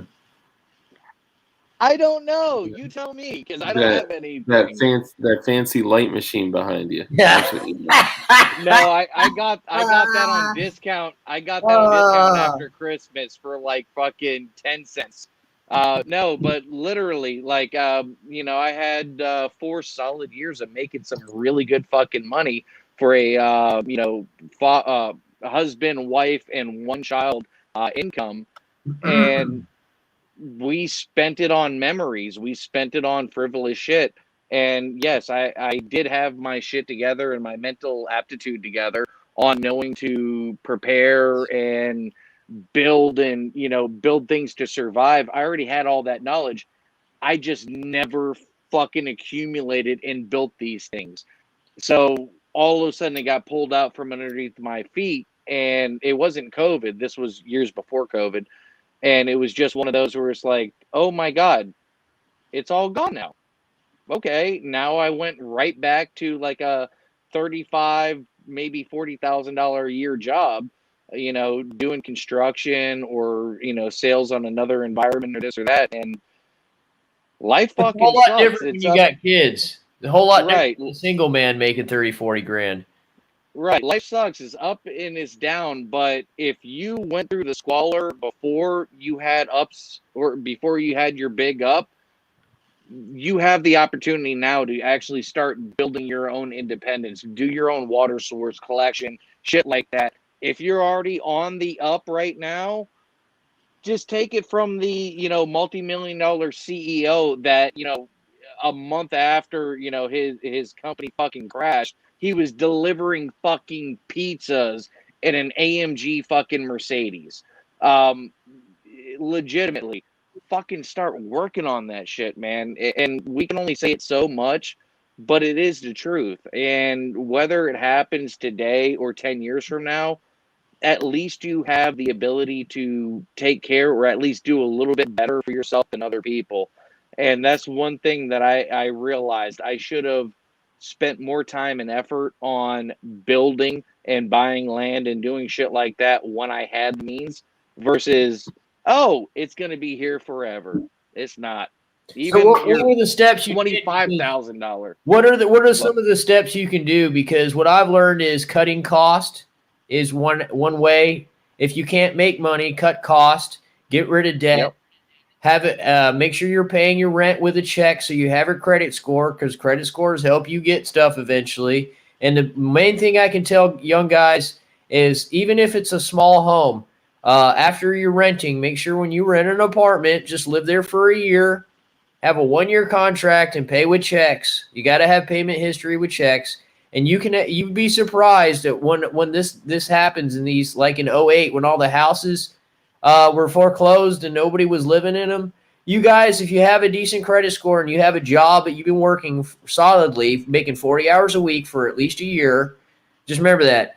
Payment history for your apartment, checks. Always use your checks, because that is payment history for a living area, okay? Make sure you have a good credit score. If you don't have a credit score, get a personal loan from a bank, and if the bill is like $90, put $100. Put just a little extra on it where it's low. Just a personal loan. Do that for a year, okay? And then I'm having a brain fart.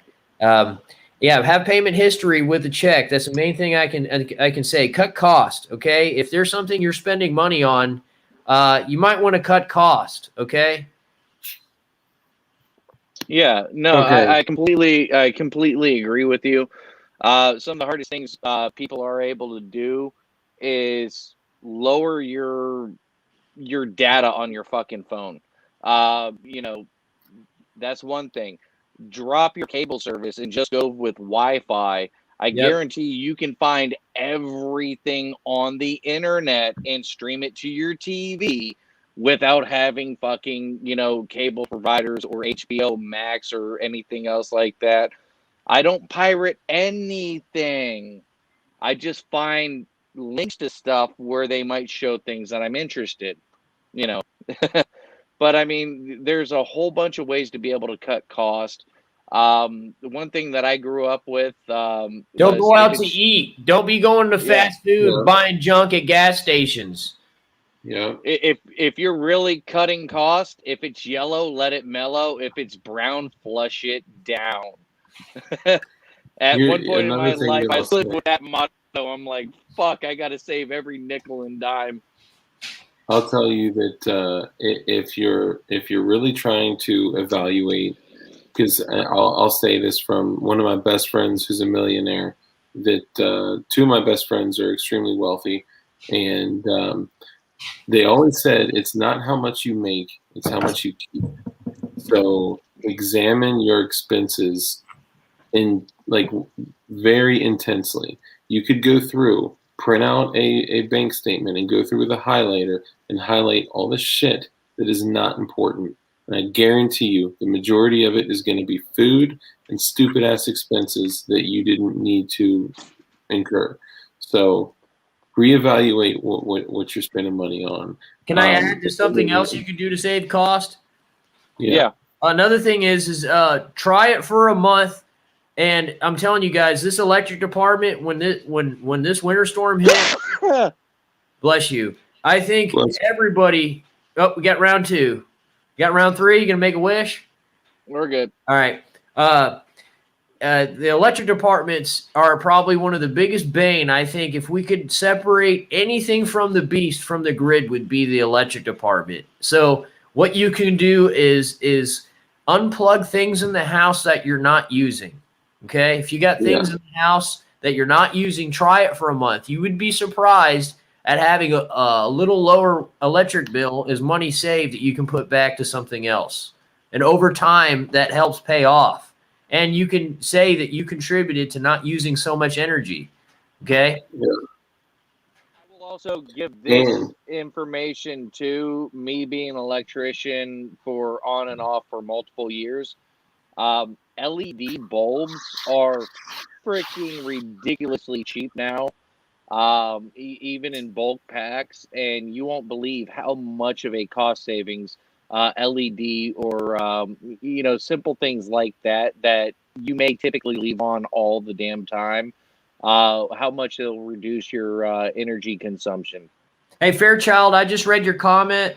But I'm addicted. Oh, Detective John, don't buy ammo from Cheaper Than Dirt. You guys don't be buying ammo. You need to go to your local TSC. And if you got grass on your yard, go buy a damn $14 tree and put it in the ground. Okay? But addicted to firearms can't save shit. Better than being an addictive addict, though. So I'm good, I guess. No, Fairchild. Right now is not the time to be blowing your money on firearms if you don't need to. You just need a pistol you carry all the time and a rifle. That's it. And if anything, a pistol. You don't need to be buying more and more guns. You need 2 that you can grab and walk out the door with. Okay. If shit pops off, you don't need enough ammo to be able to fight a war in Fallujah. Right. Legitimately, you might not even get through a magazine. You'd be better off when the days were good to have a 22 rifle with 1,000 rounds.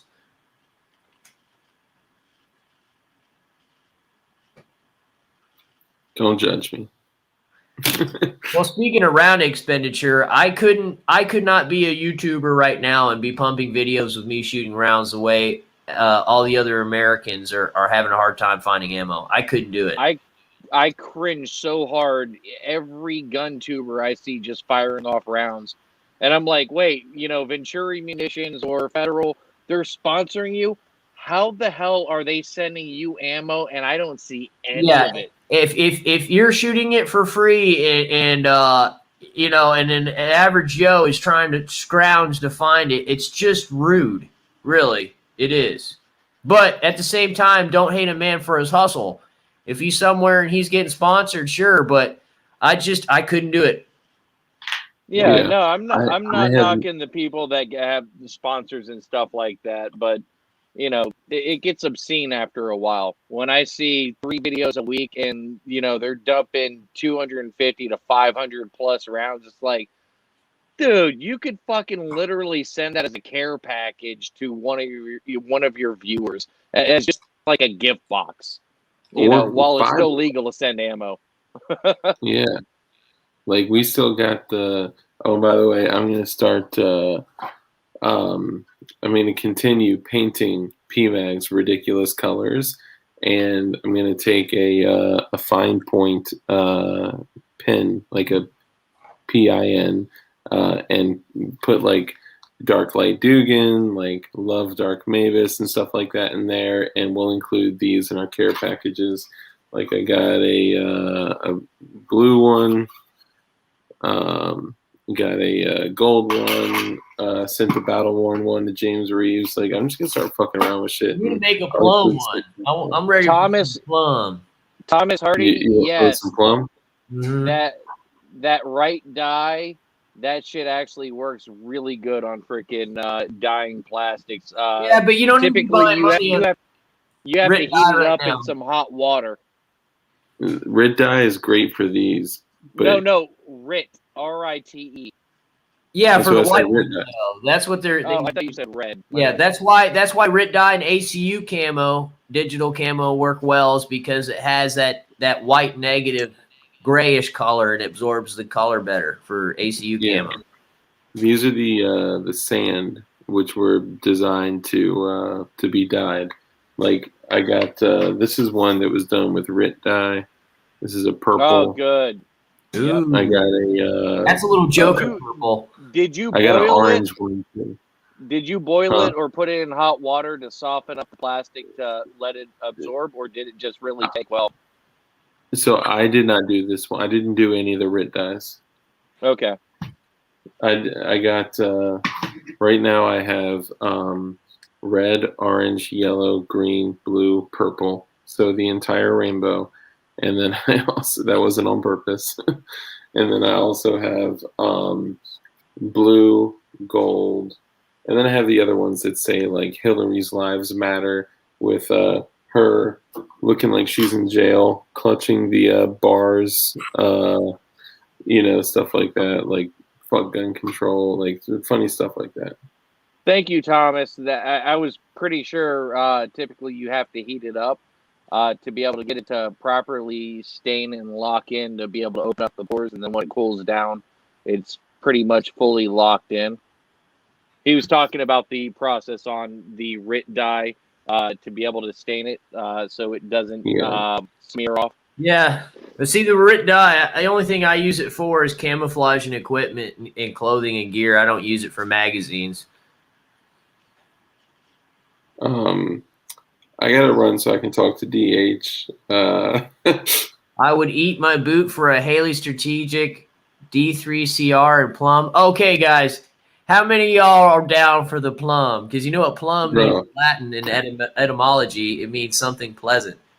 I got a 40-round plum Circle 10 AK magazine. I got a 30-round Circle 10 plum AK magazine, a 10-round Circle 10 plum magazine, and that chrome Draco AK has all plum furniture on it. Dude, plum on ARs and AKs look clean, dog. I'm telling you, plum's that, dude. It's the most universal camo I've found is plum. I've never seen plum on an AR. I'm going to have to look that up. And these two Scorpion mags. You're going to have to shine some light on it. It looks black. So there we go. There's that plumage. So see the black you gotta have the light behind you, not on you. There you go. You need to get different light set up. It's still hard to see. It's either brown or black. Hold on. It's fucking plum. Fuck this camera. Hold on. Can you turn your camera around? And there you go. Yeah, I can see it's plum. Plum is one of those things where you got to see it in person or have a good picture of it. But yeah, I can see the plum. Yeah. Against my black shirt. Dare I say?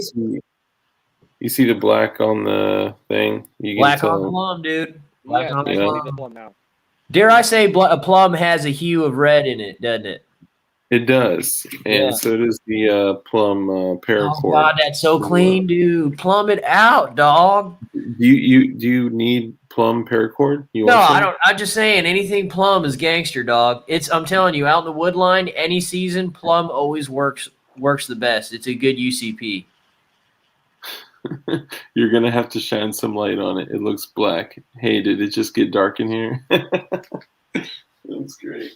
I got a cherry Romanian G build. Oh, the Romanian dong, and I like a Romy AK because the pencil barrel and the dong is a freaking sweet vert grip, man.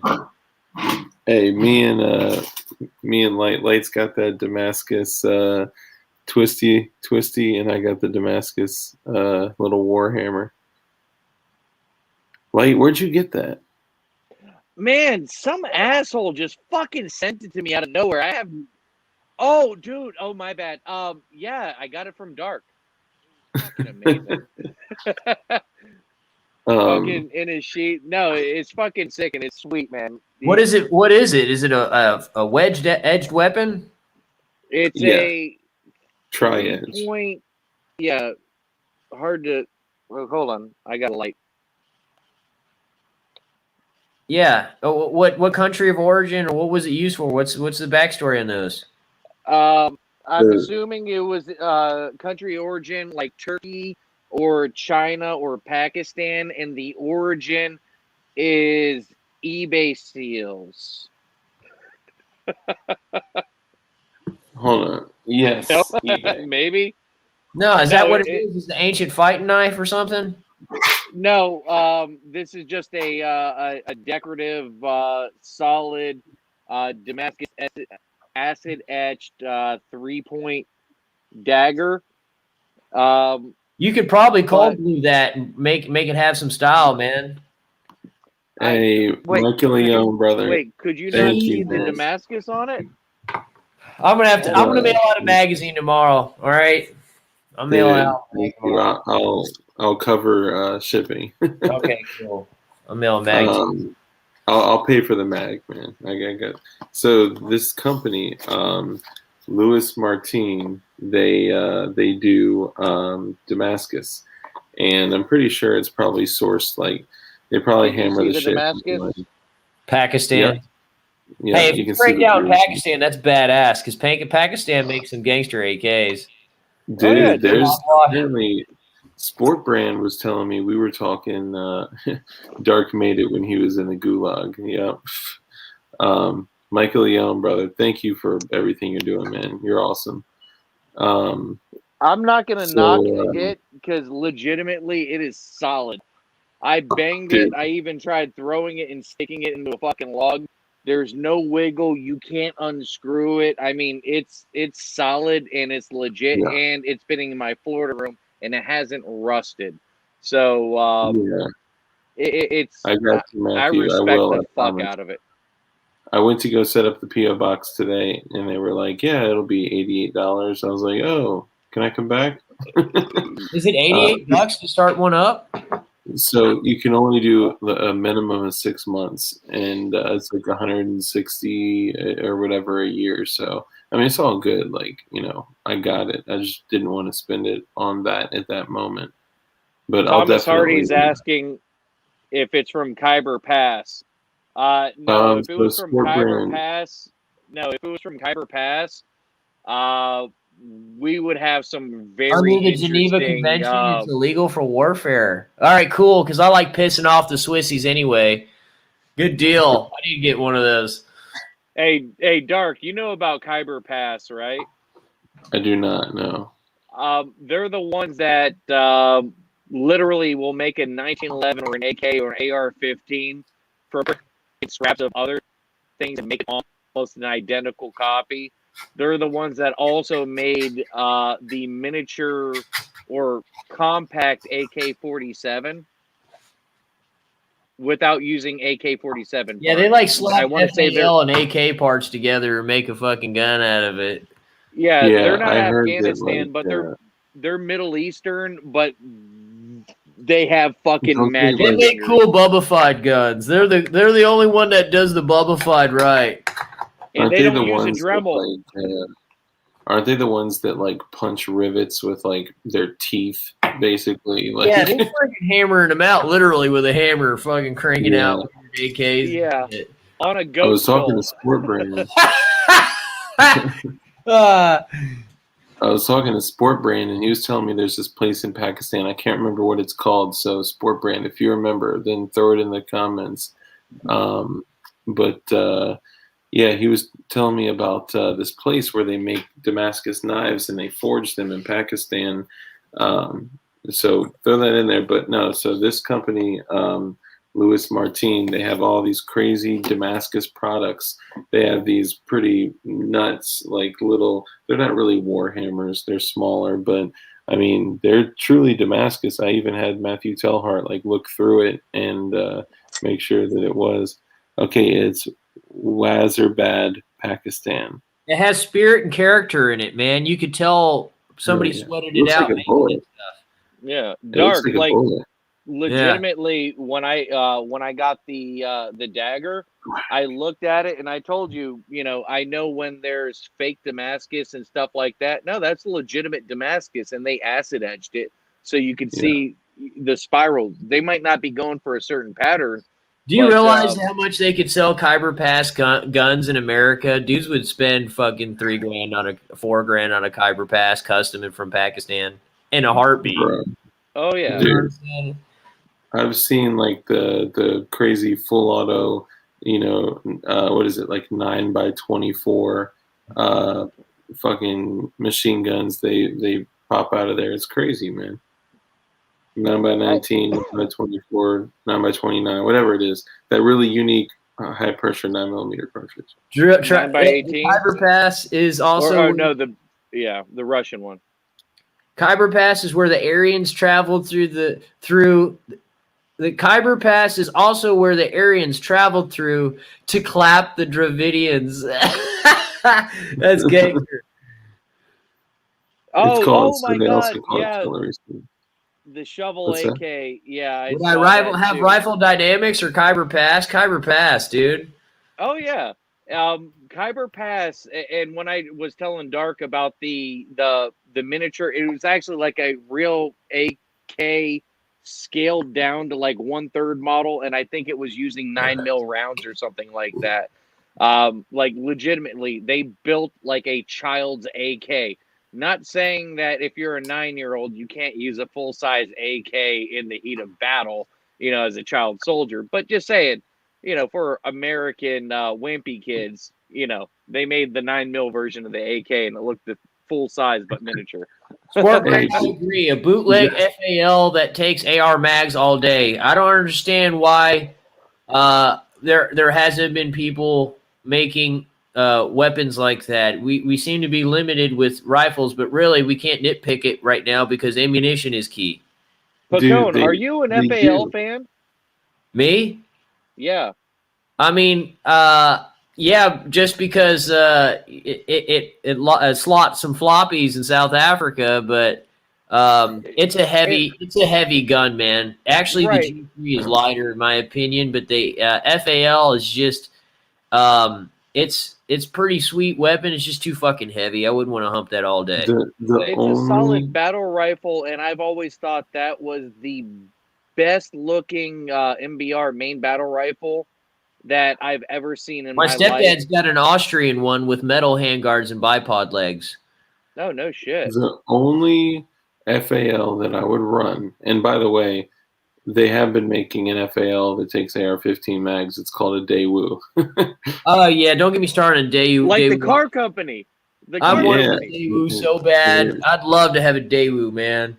Well, your chance is going to come up. Brownells is apparently making their own Daewoo that fits on like a whatever. They didn't even fix the Armalite. I ain't seen no IRA blaster. It's some friggin' just the chassis is AR-180. I was ready to see an IRA Armalite polymer side fold blaster. Dark, I thought you were gonna say, "Good luck for you. We're about to invade Korea." Yeah, right. battle to throw this out trophy. though, just to throw this out though, the only FAL, there's two things I'm going to say. The only FAL that I would rock would be like a DS Arms 12 and a half inch SBR with the paratrooper style folding stock, because it's lighter and because it's still throwing a fucking 308 at 12 and a half inches is still enough. Like there's guys overseas right now that have a 13 and a half inch scar that are knocking dudes off of motorcycles at 800 yards. Like that shit's I happening can't right stand the scar, dude. And What? it destroys optics like you would not fucking believe. I mean, I can respect, the scar for iron sights, but like a scar 17 heavy, I'm good. But the foul, I would never want that in 5.56. I would take that in 308 all day. I wouldn't want to every carry day. it all day. That thing, No, you I got wouldn't want to carry it all day. You know how heavy one 20-round mag is? Now multiply it by 7 or 10. Right. That would be you're on a hill. If you're patrolling, I'd want something lighter. But if you're on a hill and you just want to reach out and touch somebody like AT&T, Yeah. that's my telecom service right there. Yeah, but going heavy chopping with a 308, man, you might be able to put down Bigfoot. It might be good to have. Yeah. If you want to run in the woods like Bonnie and Clyde with the BAR, then, I was talking about that yesterday. Cut down the barrel and the stock, and yeah, you're good to go. Bro, she was down. She ran. She bailed him out of jail with a chopped BAR. Oh, 4'9", 90 pounds. Talking about a down redhead, dog. Because of them, that's that is one of the main reasons why a lot of the police forces and FBI and stuff started using full autos, was literally because of Bonnie and Clyde. It wasn't the mafia in New York. It was because Bonnie and Clyde were going cross country and they were hitting different they ambushed him though. Avenues. They ambushed him. I think it was cowardly the way they took him out, to be honest with you. But maybe they were getting a little too reckless and killing cops. They should have just pieced out, went to Mexico, and not came back. Pacone, me and you were both in the military. Huh? Me and you were both in the military. Oh, yeah. It ain't pussy if you do an L-shaped fucking ambush. It is what it is. Hey, just having one redhead with a BAR getting you out of jail in the 30s is be gangster as fuck. Yeah. That'd be awesome. Just to finish my little rant on the FAL, what I want right back. There's fucking two cats about to fight in my backyard. I'll be right back. What I want you guys to realize is when the FAL was created, we're talking about a gun that was made in the 50s, that was made on a piston-driven system that was way ahead of its time, that shouldn't have even existed at that point, where we're working on like a decade later building direct impingement systems that work on dirty gas. It's now, I mean, it's kind of a piston system in the M16, but we'll let that one slide. The reality is that it was so advanced for its time. A large 308 with an 18 and a half inch barrel on a long stroke piston driven system is incredible. So just for that, the historical factor, I would take it similar to the AK, right? So it's like you got to pay homage to the original, like to the OGs of the firearms industry, and those designs were remarkable for the time that they came out in, and they're still applicable to this day.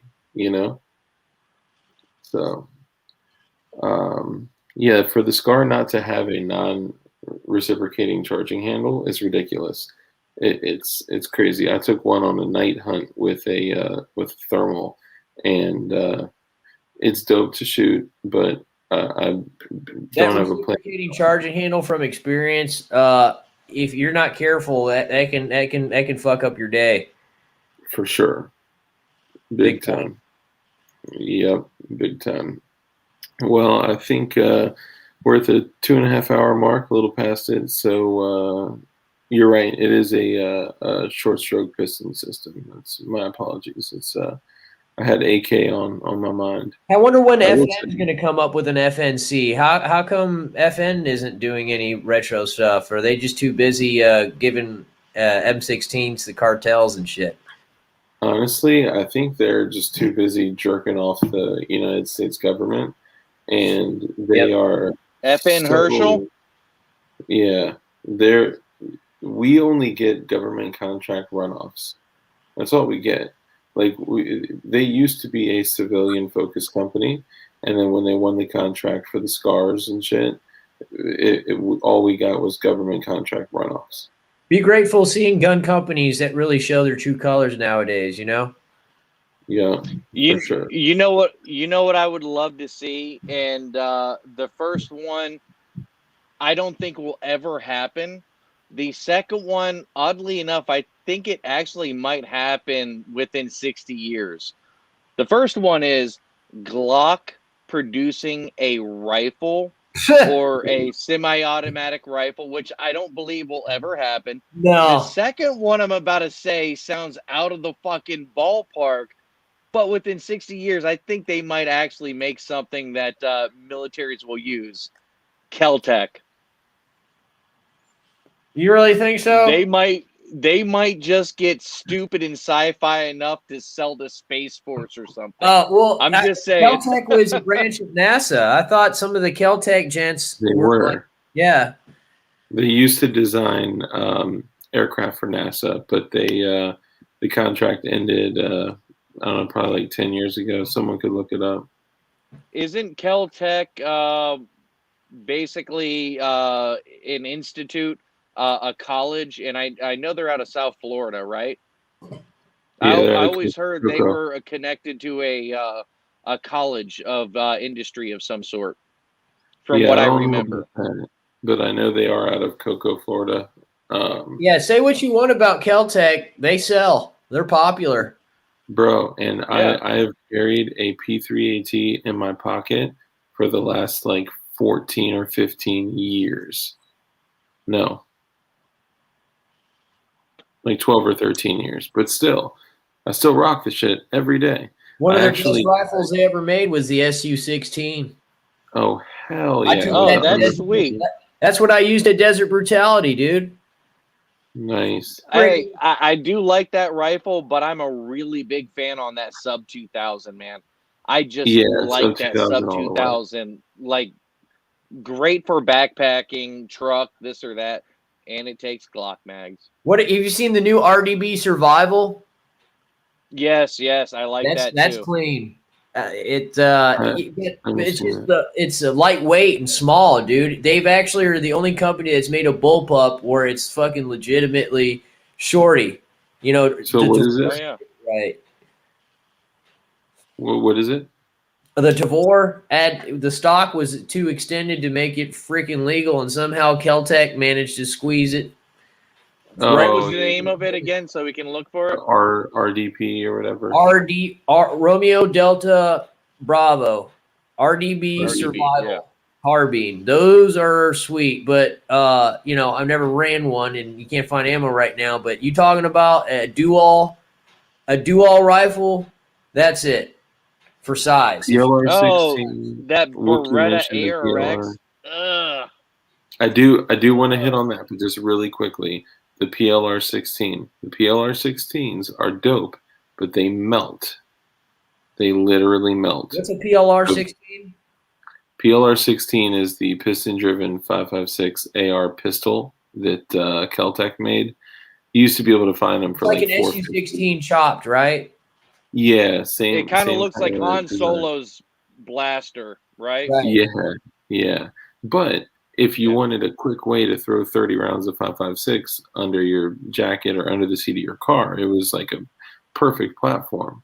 I was trying to find that with the folding stock of the SU-16C, because I think those matched together have been nice. Dude, there is an SUC-16 at my LGS right now. Well, it was there. I haven't been there in a while. It's been sitting there forever, but it's probably like, I don't know. They're probably trying to sell it for like over $1,000 now since, since Man, I the should have sold mine. But the ARX, okay, so the ARX is a firearm. I know that, but it personally The would not be tactical tuna. Yeah, It's too fucking ugly, man. That thing is just way too ugly. it's That bulky reminds me of too. the Scar. It looks like the Scar, in my opinion, minus No. the UGG boot at the end. That's No. what it looks like to It's me. an UGG boot. No. That's what it looks like to me. It's an UGG boot. It's horrible It looking. does. Ah. It does look I've like heard. I've heard it wasn't. Hey, I've heard it a wasn't real bad gun rifle. guy, if he looks at a gun and it's not satisfying to the eye, he's not gonna like He's it. got the UGG boot. little Oh, robot foot Wait, looking is thing. that a rifle or is it a pistol brace? I want to see the. Well, that's switch why out the in middle. PX4 didn't sell so well. It's because they had that teardrop Aquaman fucking weird look to it, and that's why the PX4 and They they're good. tried making.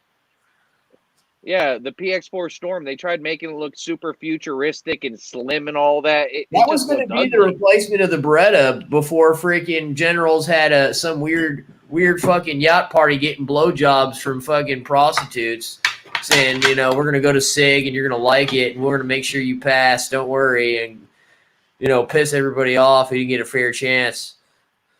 So, Oh, yeah. Keltec P3AT, hell yeah, that's a great gun. And like I say, carry it every day. So kudos to you for carrying one too. Thoughts on the ACR? The Thoughts on ACR, Hey, you two gentlemen, I want to ask you guys a question. and then we got to You guys cut it have after heard that of because we're the. about to die. We're at 5%. You guys have heard of the SCCY, subcompact pistol? Not Yeah, those again. are actually the most popular gang member gun right now. They're beating Really? yeah, if that dude at the local gun store bought 10 of them because they were so cheap, and the friggin' FBI or some Fed boys came by and they said that they're used in crimes a lot, and that's why they came by. And he was like, I didn't even know that. I thought it was crazy. I literally have somebody I know that basically he asked if I knew anybody who was interested so he can build something else to be able to buy that, and passed him on a couple of names, but everybody that I told the price that he was selling it for, they're like, oh, that's illegal. That's illegal. I'm like, dude, look at the MSRP. That's not illegal. Yeah. The ACR is Wait, great. it's under $800. Fantastic. It's under $800. The ACR had a lot of potential, man. I think it had a lot of potential, but it didn't have any growth. You kind of got teased. Well, also, if you get one, you're short. You're not getting parts for it. You're not getting anything. If something goes down on the rifle, you're done. The only thing you can do is go after aftermarket parts to replace it that are already created that were likely pull-offs from another rifle. Like you're kind of short. So AR AK is king right now for parts, man. yeah. If the ACR was standardized and adopted as much as ARs and AKs, hell yeah, hands down. Like if I could go on the market and build a SCAR or build an ACR, absolutely I would do it. But you can't do it. That's the only problem. The other thing that had a lot of promise was the Robinson Arms XCR. Outstanding firearm. It was Robinson's a great Arm Stoner would have been nice. Remember the Stoner 63 rifle they made? Yeah. Oh yeah. God, I would, man. I'd like to have one of them. That would be gangster. The XCR is dope because like my buddy just got one. The guy with the crazy vault room with a $20,000 vault door, like got the 7.5-inch 308, and that thing is a monster. And I was like, well, what are you gonna do if parts go down? He was like, oh, I'll just leave it hanging on the wall. Like he's got stupid guns. Scar's too expensive. It costs like what, $3,000 for a barrel? No, you can get a barrel. Well, I don't know what they're going for now because I'm out of the game. Everything. What are you talking about? This the 16 or the 17? Replacing 5.56 or 308? I think 5.56. I was talking about the XCR, but for the SCAR, you used to be able to buy a barrel affixed with the with the gas block or the piston, you know, whatever. XCR was kind of more AK-ish, wasn't it? Yeah, XCR was like an AR that had a non-reciprocating charging handle on the side that was short stroke piston. It was About damn time. yeah. But it, you know, it died just like Yeah. everything else. Such a great. We didn't have gun. enough dudes in skinny jeans and plate carriers shooting them. They didn't get popular. I know They it. weren't around then. They were still too young playing Call of Duty. Guys, we're at 4% for all my blue glowies. Thank you. Appreciate you guys sticking it out. You guys are the shit. Thanks The for coming sky- by, G-Man. G-Man just came in here. He's one of my moderators. Oh, hell yeah, man. Yeah, we're going to be needing some mods coming up here pretty soon. So if you want to volunteer to be a mod, if you've ever been a mod somewhere else, or if you're just, you know, generally pretty fucking awesome, then I'll probably make you a mod.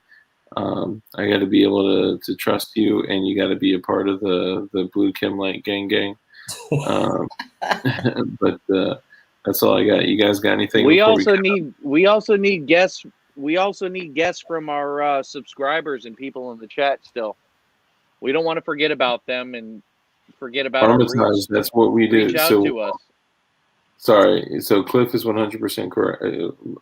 We do need guests for sure.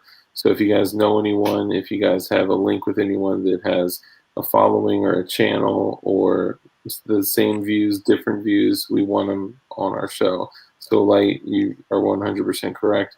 And at the same time, that is what we're calling all of you guys. For the people that sub to us, you guys are the glowies. You're the glowies. So I don't know if you know, someone mentioned we should call us the glowies. I was like, yeah, that's the whole idea. The Blue Kim Light, glowies, like we're all feds, we're all Dugan. Yeah. Would love to get on your show. Did you ever tell them about glow up till it blow up? Dark? Did you ever tell them how we're federal agents and we had multiple people in sting operations? That's how we got them to come on. Oh, all right. We'll tell you about that at a later time. Yeah, let's not talk about that tonight. But that shit was fucking hilarious. I told a lot Somebody of them. started piecing together puzzle pieces. Yeah, they're saying we're all federal agents. We're holding Dugan against his will. We blackmailed CRS. You know how painful that tattoo was? You think some fed's going to put the anti-Illuminati on his middle finger wrapped in plum? Yeah, Don't right. think so. Well, they probably think that we blackmailed you for you to come on the stream too. So, you know. No, I don't get whored out that easy. We got you for illegally poaching squirrels. Yeah, just give me some ammo. I'll shoot. Just give me some ammo. I'll do whatever you want. We're probably gonna do the Gelatin team stream tomorrow. Tomorrow 9:30 p.m. and we'll fill you guys in. But we have someone that's done extensive research on it. So yeah, we'll do that. We got to cut out. I'm at 2%. So guys, thank you. To all my glowies in the chat, thank you. You guys are the shit. Cone, Light, thank you guys. Be safe, be dangerous, and let's keep it glowing. Love y'all. Be safe. Be grateful. Peace. Be grateful. Keep an attitude of gratitude.